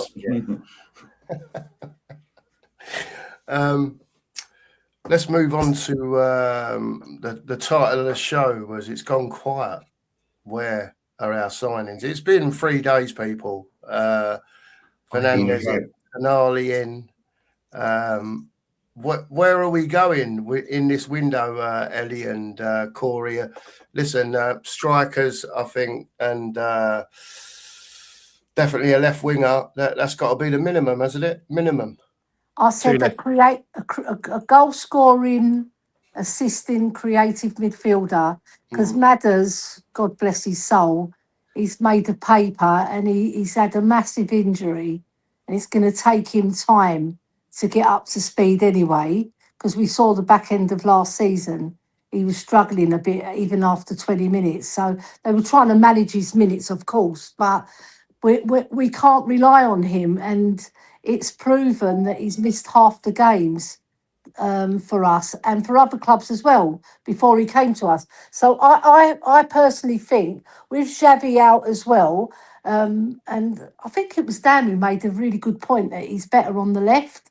So we could solve that left winger if he was fit, but he's not. So we need a left winger and we need that creative midfielder to create the goals for the striker and also to chip in with goals. Because goals win you matches, believe it or not. Yeah, absolutely. Where are you at with it, Corey? What do you want to see next from Spurs? I want to see 2 left wingers come in of different profiles, a creative guy or a guy that can, take a player on. If it's not going right one way, you can bring that guy off and put the other guy on. I want to see another right winger come in behind Kudus, because for all of what Kudus can do, he doesn't score much. And then I just want to see a striker come in.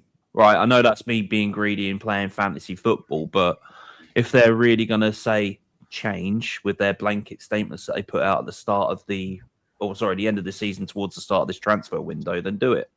Show us you mean business, do it. And then shut us fans up, then we might not protest as much as what we have been. We've been protesting for years for you to change your ways and get better players in and stop feeding us crap. I want to see better players in, like Leslie Crawford. Is this right? Joe Spinner. I'm just not on board with state-owned run clubs that do it. I'm so happy that our club has done it correctly over a period of time.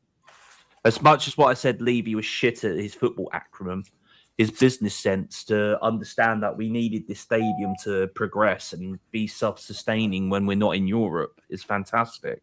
But you've got to big him up for that. You have to I big him up for that. Business, I mean, sponsorship deals, businesses around the stadium, outside of the ground, are profiting off of Tottenham's new stadium, you know. The whole area is getting generated. The money that goes into the area itself every year is like close to, 400 million a year goes into the local area itself. So that whole area of Tottenham is going to be built up over time. It's going to look. I'm not quite sure how he forces people out of their houses so they can be redeveloped. I'm not in agreement with that. I'm not in agreement with that, but I mean, where are they going to put the hotel? Well, yeah, they've got to knock down something. I mean, the stadium was built on top of the old steelworks, so. What I would say though, guys, right? So our business is football, right? Okay, the business part feeds the football part. You build the business to feed the football part. And what Levy did do, right? He built the business side and made it top notch, but he took his eye off the ball with the football side. And if your football side crumbles, then the business crumbles. Mm-hmm. It's not just Levy. The whole of that board are at fault for that, for not really understanding what us fans were talking about. They were thinking, as long as our money's going in our pockets, it's all right. The fans are going to keep coming back, renewing their season tickets, buying the merch. I mean, I haven't bought a piece of merch since Martin Yole was sacked. I get mine in China. I get mine in China. Well, they admitted it. Okay, t-shirts. They admitted it in their open letter that we haven't paid attention to the football side. But the thing is, your business is football, all right? So how can you not when you own a football club? You can build up the other part of the business, but if the football side crumbles, your revenues have gone more than half lost. Yeah, because football football's popular, right? It's the most popular sport around the world. So you've got to keep your eye on the ball. Forgive the pun, but you have to, right? And Levy, however good he was at the business side of things, he took his eye off the ball and got sucked in by the glamour of building the club. Yeah. Financially. And now I have a right to reply here, surely. I have a right to reply here, surely, on this particular comment. I bigged him up for his off-field decisions. Because would we be in this position now where we got more money than whatever?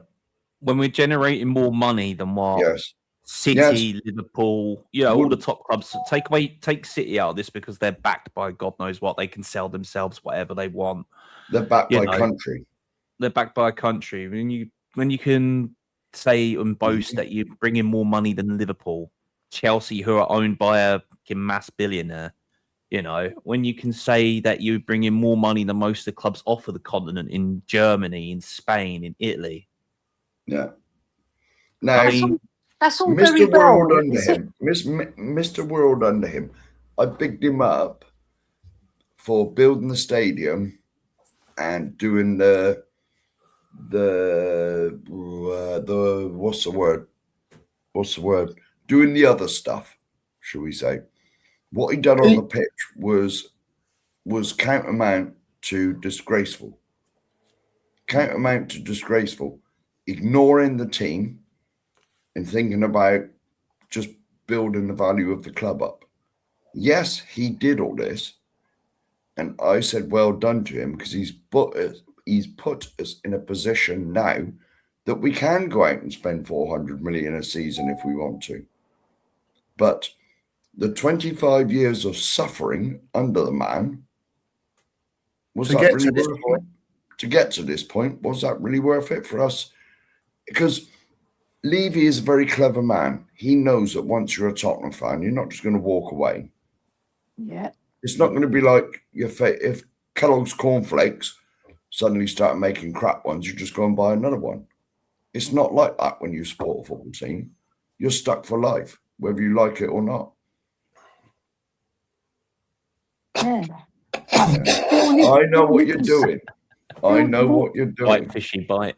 Like Bill And Nicholson. you very nearly got me. You did very nearly get me. I'm tired, mate. I've been at work all night, and you very nearly got me. A landing net. Don't you mean a trawler's net at this rate? No, Bill he Nicholson nearly got put me. it right. I'm tired. Bill Nicholson put it right ages ago, right? He said your fans are the most important part of the cog in a football club. They're your bread and butter. They're the ones who have got you in your heart. They're going to be here after you've gone. Yeah. And he was addressing it to the owners, because the owners even then were divisive, because Danny Blanchard called out a lot of the owners, not just Spurs' owners. He said football's being ruined by billionaires. And look what we've got now, right? We've got state-owned clubs, like Corey said, oil-owned clubs. And they are ruining football, because they're taking away all the joy that you can have in winning things, because they've got the power, right? Mm-hmm. Yeah, you get the power, you get the trophies. Yeah, and look what Man City have done. They've cornered the market. Yeah, they've won about 95% of the trophies. All right. So what's left for us? Scraps. So I'm happy. I'm happy that we can compete with them on money now in terms of revenue we're bringing in. And Levy's put us in that position. God bless him, right? But we have to start doing what they've done and fix the football side. Because however rich they were, they did fix their football side as well by buying top players. Right, and then they got to that position where they were winning everything. I mean, they won 4 league titles on the trot. No other club has done that, right? So let's see what this club are going to do moving forward. And I hope for the better that we can see some glory back at our White Hart Lane shores. Yeah. Well, I look at it this way as well. Some of the things that we've set up with, not just sponsorship deals, but you look at the deal that we have with the NFL, the 2 biggest sports in the world are linked to our club. You know, we've got football, they've got American hand egg, but you know, they call it football.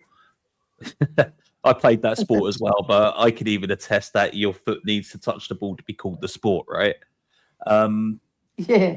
When you've got that, the world's eyes when the teams come over, when you get your 49ers, when you get your Steelers over, when you get the Jaguars over, or anything like that, the world's eyes are now on Tottenham Stadium. I'm like, oh, who plays here? It's Tottenham. You know. This is another thing. This is another thing where Mr. Levy was very clever, because he didn't get the naming rights. Yeah, so, I think the naming rights are after the next Euros, aren't they? So yeah, if you get one of these American football games now, Tottenham Hotspur Stadium is one of the options in there, and it is called Tottenham Hotspur Stadium. None of this Amazon Stadium, because people wouldn't have a clue who that was. The Reebok, do you remember that at Bolton? I went there. I drove 250 miles to Bolton to watch us lose 4-2. Who wears Reebok now? It's like I'm broke. Me. I was going to say. Is that the game that Okocha scored? Yeah. It was. It was the game after Gareth Bale had his Mycon moment. Oh yeah. Oh, there you go. Mycon was never the same after that. We was away at Bolton. We must have played them on a Tuesday night at White Hart Lane. We was away there on a Saturday morning, early. I got up 3 o'clock in the morning, drove to Bolton because I knew they'd give 450 tickets back. I thought, well, there's going to be thousands of people there. I was the only one in the queue at about 8 o'clock in the morning. The only one. I got a ticket for the away end. We got gubbed 4-2, and I had 250 miles to drive home. 6th of November 2010 it was. Well, there you go. I'm just looking it up. 4-2. Yeah, 4-2. Gareth Bell didn't even play. No, and so it was I drove 500 miles. Kevin Davies scored 2. Who? Kevin Davies scored 2, won a penalty. Greta Steinson and Martin Petrov, and for us, Alan Hutton and Roman Pavlyuchenko. That's it. Pav got one. I drove 87th minute. I drove. Pav was such an underrated player as well. I love him. Super Pavlyuchenko. Yes. It's not loving his voice. He's giving him props for the things that he's done. I mean, if you can't look at the business side of it, both the board and Levy for business have turned the club over for profits for years and put the money in their pocket, right? But now, recently, in the last 5 years, turning over profits at $500 million a year. We could pay that stadium off in 2 seasons if we really wanted to and not do any transfers. You know? But Levy brought in to that stadium when we only pay, 28 or 29 million a year to pay back that stadium. Right, it's going to take 30 years to pay back that stadium. I'm going to be a very old man when the stadium's paid off. Very old man. Most of you won't even be here. You know, I might not be here in 30 years' time, you know. But I'm looking at it this way. We've brought in sponsorship deals that some other clubs can't garner because of our stadium, because they can put more hoardings in that stadium, which means more money in our pockets, right? You look at some of the deals with food, local businesses. The NFL deal alone is worth, about 500 million a year to us as a club to put on 4 matches. It was an 8-year deal. Was it 8-year deal? Worth, I think it was worth like 2-3 billion alone. So the money coming in off of NFL alone. I mean, the merchandise that sold match days. I mean, I'm a huge NFL fan. I'm a Steelers fan. I'm a Steelers fan and a Pittsburgh Penguins fan because one of my late friends was from Pittsburgh. So that's the reason why I loved American football. But my real love for American football come back when I was a kid, when my granddad come back with a Dan Marino shirt. So I should really be a Dolphins fan, but I took the black and gold of the Steelers, man. But I've just got to give props where it's due. I mean, for years I hated Levy and Enoch sacking Martin Yole half time at Getafe. What are you fucking playing at? All right, we lost, but we didn't deserve that. I mean, if we take it back a little bit, if it weren't for Harry Redknapp steadying the ship, we wouldn't be in the Premier League. Mm. So I've got to look at it like the coin on the other side, you know. I've spent close to 2 decades hating this ownership and hating Levy and protesting and showing my vitriol online. And I can now sit back and think honestly, in the last 2 seasons, where would we be if we didn't have the stadium? Where would we be if we didn't have the money? Where would we be now moving forward as a club? Would still be sitting mid-table, signing the likes of the Bale that comes up once in every generation, then send them off for mass money and then buying crap. Because that's what our MO has been for God knows how long under this ownership. Try to find the diamond in the rough, polish him off, and hopefully a Madrid, a Bayern Munich, a Barcelona, someone ex-big club comes in to buy them, right? That's what our MO was. We went 3 transfer windows or nearly 3 years without buying a player. Yeah. So the money to go into the stadium. 517 days, I believe it was. That's when we was moving ground. Nearly 3 years. That's when the 500 and something days it was. I mean, the NFL deal alone, if you think about it, we took that from Wembley, the home of where football was born for us, you know?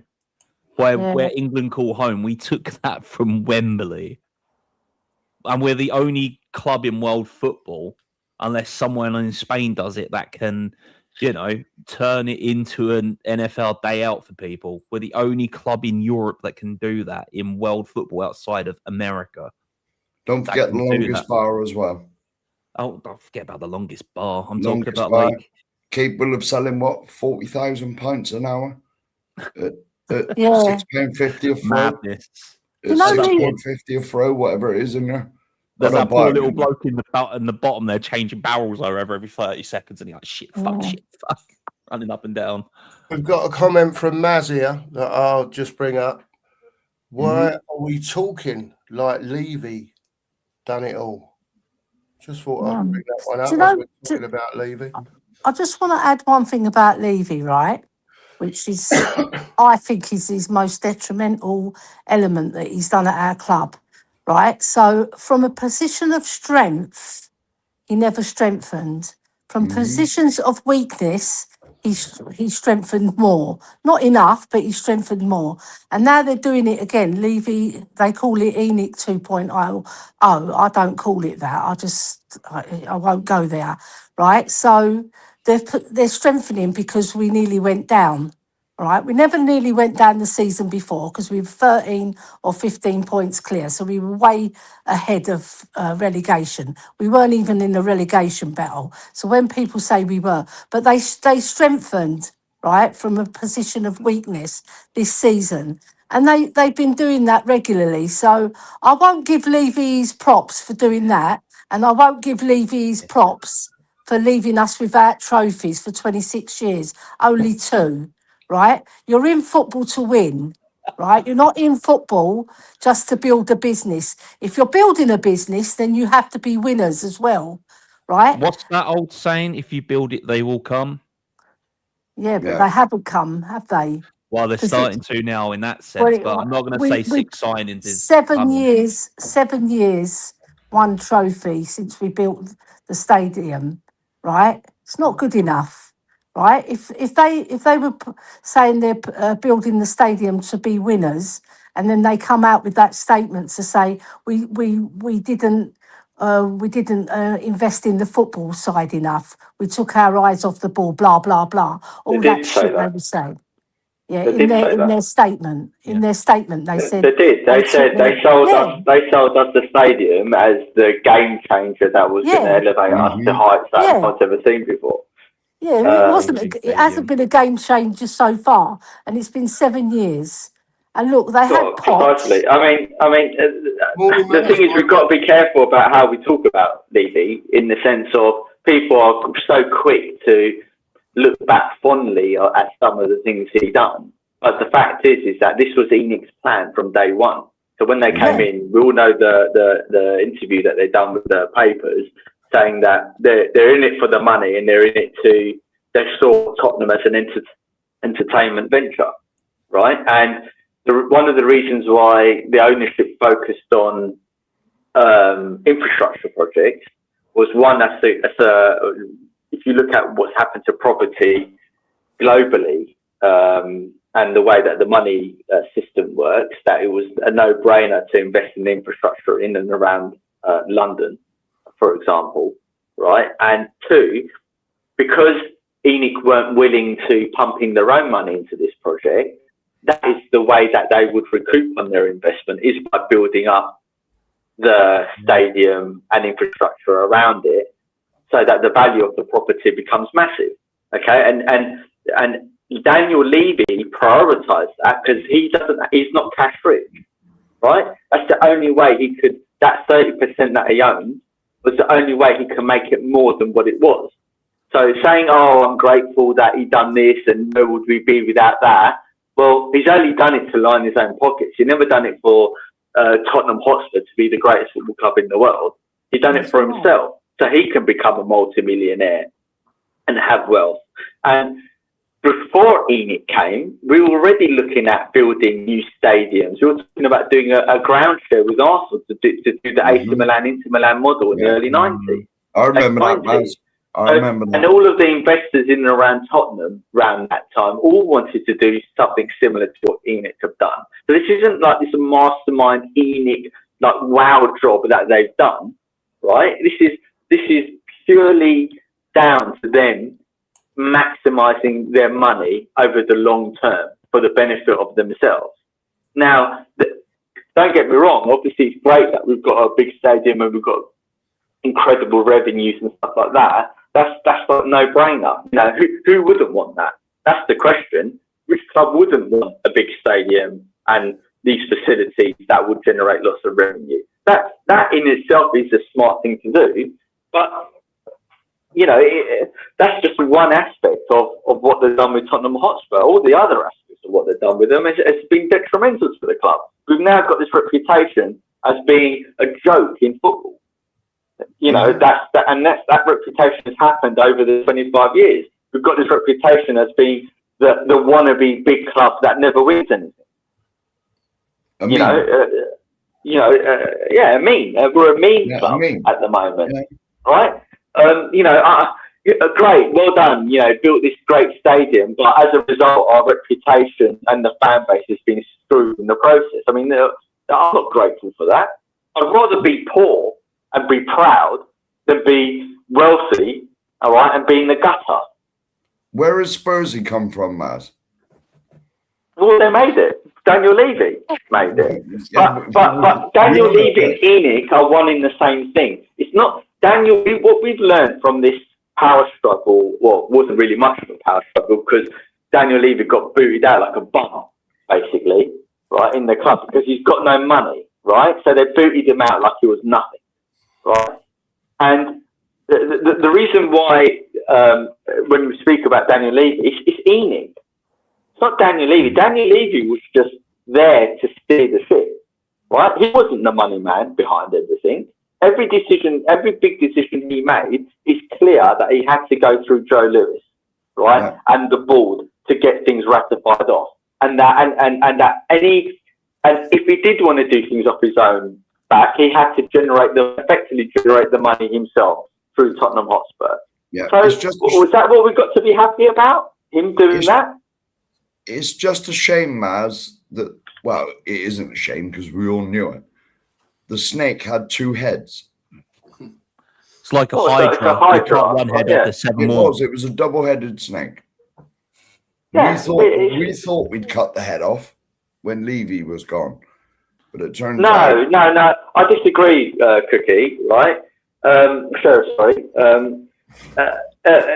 I disagree because that's why when we done Tottenham away in the protest and everything, we said ENIC out, Levy out. They're the same thing, right? Yeah. It just so happened that the songs, you know, the way that the songs went, it was, you know, we're pointing our finger at Daniel Levy, but Daniel Levy was the front face figurehead, wasn't he, of ENIC?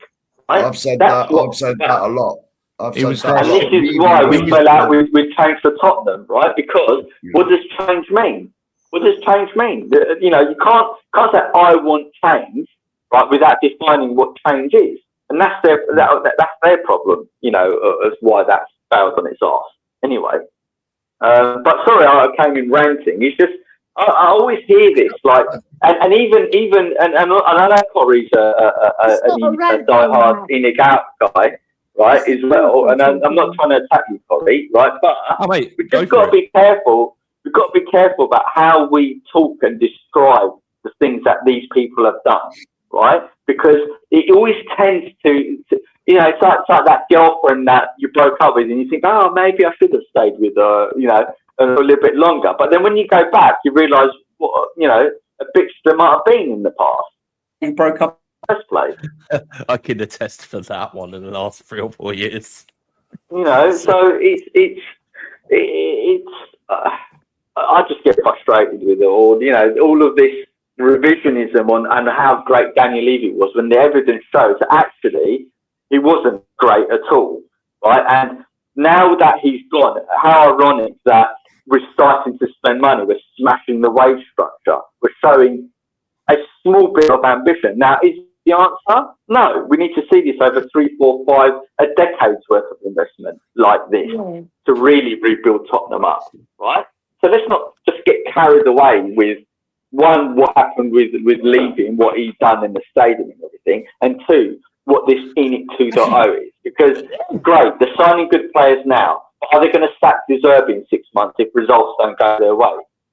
Just see, are they going to default back to the way they've always been and start buying shit players again because they've done all their money early? We just don't know. Back to type. Yeah. Yeah, exactly. We just don't know. So we just need to be optimistic because, yes, we have got some really good players that I'm excited about for the first time in a very long time. But we need to be grounded as well. Yeah. Put it this way. Anyway, I've got to go, guys. Over and out. Thanks, Maz. Cheers, Maz. Agree 100% everything you said. Right, to me, ENIC at the moment are on probation. They have shown me willingness. They have shown me they've never been on probation because I want them gone. At the moment, they've proved a tiny little bit to me. Let's see us go again in January. Let's see us go again next summer. The following January, the following summer. It's a continual thing now. A continual thing. Yeah. Not just this window, and forget it for the next 5 years. You've got enough now. Yeah. I mean, Stephen, I don't see that happening with the amount of money we generate now. Last 5 years alone on paper with what's come in after COVID. Even in COVID, we were boasting and like a little bit more money than what other clubs brought in, right? Yeah. And So for me, even if we do get a bit reckless, we generate that money up by going, Beyonce, do you want to come and sing for a little bit? Yeah. You know, that's all we have to do. Or Bad Bunny. I don't even know who the guy is, but I know he failed in the WWE because he was careless and who else did I see announced? There's someone else coming. Even I'd heard of him. Jay-Z. Jay-Z, that's him. that's Beyonce's husband. Yeah. Oh, Yeah. is he? Yeah, Yeah, apparently it's he's her husband. coming to town apparently to do a concert. For me, right, how I see money. for me, I feel, right, Vinay and Lang should have gone, right, because they failed us last season. They nearly relegated us, the two of them, Yeah. right, with their lies as well and their arrogance, right? So if ENIC are serious, you would have thought, right, these two fellas, get rid. They nearly relegated us. Why are they keeping their jobs? It's like if I perform badly at my work, I'm getting sacked, right? So they should have sacked them, right? You're not good enough. We're going to get better than you, right? And they haven't, and it reeks of Killer. That'll be the name of the actual tour as well. Now, I take it this is one of Jay-Z's songs, isn't it? Yeah, 99. Yeah. I've got 99 I have problems. no idea. It changed one. No idea. He's a rapper, Jay-Z. Wow. He's a billionaire, though. He's a billionaire rapper. He's a genius. if anybody gets South Park, I'm a genius. Can he lend us a few quid? Like his rapping. I hope he can lend us a few quid then if he's a billionaire. Well, Snoop Dogg owns Swansea or part of it, so maybe we can get Jay-Z on board. Yes. Can he take Ben Davies back to Swansea, please? All That's all right. we want Sheriff now, will drive down in the morning to drive him up first thing. Yeah. all we want now then is the stadium, the Def Jam Stadium. Bit of old school hip hop then. Def Jam Stadium. Proper. Yeah. There we go. From the sheriff. He wants the Def Jam Stadium. Proper ghetto music. Yeah. It's interesting. I'm glad Maz came on because, listen, it does put a different perspective on it. Listen, Levy done what he did at the end of the day, and we're now in the position that we're in now. Whether it's due to 17th places that ENIC have decided to spend some money, or whether it's for, like I said earlier, to get them to a point where they're happy again with the money that they could get for the stadium. And trying to cream it off that way. I don't know. Look, they're spending a few quid. Are they going there as well? Don't know. I think they would be. Guns N' Roses, though. Jesus, I would go that just to go see Slash. Yeah. Look, And DJ Ashbar. billionaires do things to profit themselves, right? Yeah. So they saw we nearly got relegated. They shit their pants, and now they're splashing the cash, right? Like I said, they're doing it from a position of weakness to get them back up there because they know that top 5 spots for Champions League. That's where the money is at. But what they do is what is wrong. Is when they were there, they didn't do it. Yeah, right? stop. Yeah, I could see this now, a WWE event being held at Tottenham for some reason. I could just feel it. I've been saying that for a long time. WrestleMania. Yeah, WrestleMania. That'll come. Wrestling is very popular, isn't it? It creates revenues. WrestleMania is normally around the time that our winter's proper kicking in and wind and rain. I don't think the performance. No, it's April. WrestleMania is in April. Normally April, yes. No, sorry, it's normally April, but you know, there's our weather in April is a bit iffy, isn't it?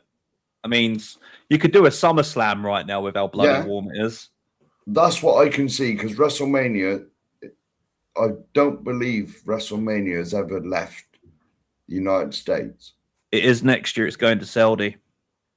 I wonder why. Yeah, I wonder why. But I wouldn't be surprised if we held the darts tournament there as well. There you go. That's what Daryl's just been putting. Yeah. It's a bit big to have a dart match. What is the 4 big screens, I suppose? Yeah. But they use Ali Pally, don't they? Ali Pally hasn't got the capacity, right? Spurs 63,000. You know, it makes sense to have a darts tournament at Spurs. Be interesting, wouldn't it? Be interesting. Darts. As big as darts is, because it is quite big in this country, but it's not massive, is it? No, it's not as massive as the I don't NFL. understand how it's a sport. I don't understand how it's classed as sport. It's like pool and snooker are a sport. You don't realise how drunk I've got to be to play darts. How drunk I've got to be to play darts is unfathomable. 10 Amstels in, he's throwing like Field of Power Taylor. You know what's good about the darts, right? The fallout from the working classes not being able to afford the football prices because they've become extortionate. They go to the darts for 20, 25 quid and they can afford it. You know, most people can afford 20, 20. But where you're paying 60, 70, 80, 90, 100 quid for a ticket and then you've got all the other stuff that goes with football with it as well, you know? Buying your shirt, buying your food, that sort of thing. Yeah, absolutely. Ali Pally for the darts every day. Yeah, I think it's got to be indoors, Mark, isn't it? It has to. Well, I can imagine. Can you imagine if there's a bit of a breeze blowing in there? Well, yeah. Well, someone might get one in the eye in the front row. I remember back, I don't know if anyone can remember. Putting a roof on Tottenham, though. They were getting planning permission to put a glass roof on Spurs. That's what I heard. But one that goes I know they're going in for solar panels. Solar panels is the next thing, isn't it? Yeah. Yeah, that could be next. Big up to Dash in the chat all the way from India. Big up to you, Dash. Hope you're well today. Let's just finish up on. We'll finish up on England. Got through the other night. Norway to come on Saturday night, and then it could be Kane against Romero. Kane versus Messi. Forget about Romero. Kane versus Messi, whatever way you want to look at it. I want Harry just to handball one in against Argentina. Have that, Maradona, you cheating bastard.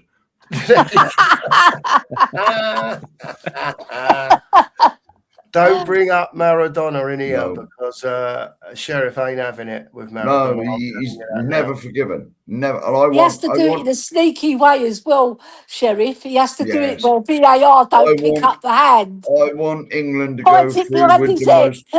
I want if England do play Argentina, I want England to go through on the most ridiculous VAR decision ever. Screw them over royally. Yeah, come on, bring it on. Yes. Yeah. Have you seen all the officials for the France-Morocco match are all Argentinian? Because the match yesterday, it was pretty much all French guys. FIFA, I see what you're doing. Yeah. They want the big countries to go through. because it creates more revenues for them, doesn't of it? course it does. Of course it does. Look how many Argentinian fans are in compared to Egyptian fans. Do you know what I mean? It's all about the money. Same as football is just about the money. Top lady. by the look of it.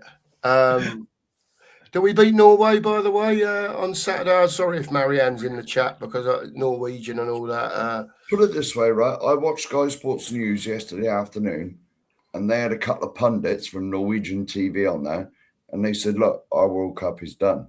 He said, England are by far the favourites. He said, we're not saying we can't beat you, but the likelihood is we won't beat you. But we've got further in the World Cup than we ever have before. They even got them to do that Viking rowing thing, you know? Yeah. They even got them to do that on there. And he said, look, our World Cup, we've achieved more than we ever have. He said, our World Cup is done. He said, if we beat you, it's the icing on the cake. Yeah, I mean, you shut down the supply to a certain Haaland who was born in Leeds. Playing for Norway, you shut them out the game, don't you? Because unless it's Odegaard and Haaland pulling the strings, they haven't really got much there, have they? Kick them in the stands immediately. And this is what I say. Big Dan Burn has had that guy in his pocket the last 2 seasons they've played Newcastle at Man City. I'm just saying, stick Dan Burn on Haaland and you won't see nothing from Haaland. There you go. Get Elliot Anderson to kick Odegaard as well. And then, true. I just looked up the results. Results England-Norway, right? So we've played them 12 times in our history and we've won 7, drawn 3 and lost 2. Okay. One of them they built is the famous one. We give your boys a hell of a beating. There was all these famous English people. I remember that. Winston Churchill, Margaret Thatcher. There was all sorts named in there. I know. There you go. Oh, here's a question from William. Here's a question. This is a good one. If Haaland decided he was English, would you drop Kane for him? No. I would put Kane behind Haaland. I'd play Kane as the false 9 and Haaland up front. Simple. No bias whatsoever. He's basically saying you've got to pick one. I wouldn't change Kane for anybody. No bias whatsoever, but Haaland isn't fit to lace Harry Kane's boots. Haaland is half the player Harry Kane is. Half. If that. To be honest, Haaland's goal scorer, that is it. What else does he do? If he's not scoring goals, he does the square root of jack shit. And that's the truth. It's the truth. I wouldn't say that's the square root of jack shit, but Kane is the better all-round footballer for sure. Yeah. Apart from scoring goals, what does Haaland actually do? He holds up the ball well, and he runs the lines very well as a striker. Makes himself available, but he does, but not as much as Kane. He's not a Harry Kane. Just put it that way. No, he's nowhere near Harry Kane. He's half the footballer Harry Kane is. Yeah, but what I'm saying, he's not fit to lace Harry's boots. I've always said Harry Kane's the bollocks, isn't he? Harry Kane's he's an all-round footballer. He's got vision. Yeah. He's got everything, Ellie. We're not changing Kane for Haaland. No. Or the only player who comes close to him in my book is Messi, right? Because he is an all-round player and he can assist as well. Above Kane. Messi is above Kane. I'm sorry. I know he's above Kane, but the only one I would swap him with is Messi. Because Messi's another cheat like the rest of them. He's a but he's a fantastic cheat. No, he isn't. I don't think Messi is a cheat. That's wrong. He's guilty by association in my book. Oh, yeah, you can't do that. I bloody will, and I have. Yeah, he's not having it. No. Sheriff, I'll bow down to the sheriff. I remember 86. Kane can even play in goal. He can. I remember 86, you cheating bastard. So can Hoddle. Hoddle wasn't half bad. No, he was all right. From a goalkeeper's perspective, he's not half bad as a backup. Yeah. Go on, Glenda. You can Glenda do Hoddle and Harriet Kane. We're going to wrap up, people. Sheriff, anything else that you'd like to say for today? I remember 86, you cheating bastards. I was only one. I was 15. How old was I in 1986? 24. Question from Joe. Why is Messi a cheat? Sorry. By association. By association, because he's Argentinian. Wow. And I don't I forget. don't know what to say, Joe. I don't forget 89, 86. Maradona, you cheating bastard. William says Sheriff started to sound like Margaret Thatcher. She hated the Archies. Well, that's for different reasons. Do you know what, though? The Irish have got a point about Thierry Henry as well, because he handballed it. He handballed it straight to his player to score, the cheating bastard. There we go. He should never have been allowed to score that second one. That previous comment. Someone should have kicked him in the stands long before he got anywhere near sent. He could have been. He should have been sent off for that. But the rules were a bit different back then. Yeah. No. But the second goal he scored, the one that was all right. I'll give him that. It's only all right. Then. It's only all right. Yeah. But the second goal he scored. You're not going to big it up too much. No, certainly not. Certainly not. Someone should have cut him in half. Anyway, someone should have. I was angry with Peter Reid, stupid div. Peter Reid, he let him go. Yeah. He didn't even run after him. That's why. Swat. There you go. Listen, the England roller coaster will move on to Saturday night. Come on, England. Norway. Yes. At least I don't have to watch Conser play. Well. Oh, is he injured? No, he got the red card. Oh, Kwanzaa. Yeah. Kwanzaa. I think you said Kwanzaa. Oh, just before we go. Oh, my God, he's so shit. Just before we go. They're both as bad as each other. If they did change the centre-half pairing, would you have Konza or Spence at right back? As in Konza, the Aston Villa centre-half. Would you put him at right back and then bring one of the other centre-halves to pair up with Guay, maybe? Like you said, a Burn or a... Big Dan Burn and Guay. Big Dan... No, Dan Burn and Guehi. I mean, Dan Burn for the last 2 seasons had Haaland in his pocket. So you put Dan Burn there, and Haaland's probably thinking, "Oh shit, I've got to try and jump past this dude." Do you think he might play three centre backs then? Dan Burn. Do you think he might go that way? I'll just go Guehi, Burn, Spence, and O'Reilly. Konza on the right. No, Spence and O'Reilly. You put Spencer and O'Reilly. Spence on the left and O'Reilly on the right, or the other way round? Other way round. Spence on the left, O'Reilly on the right. Yeah.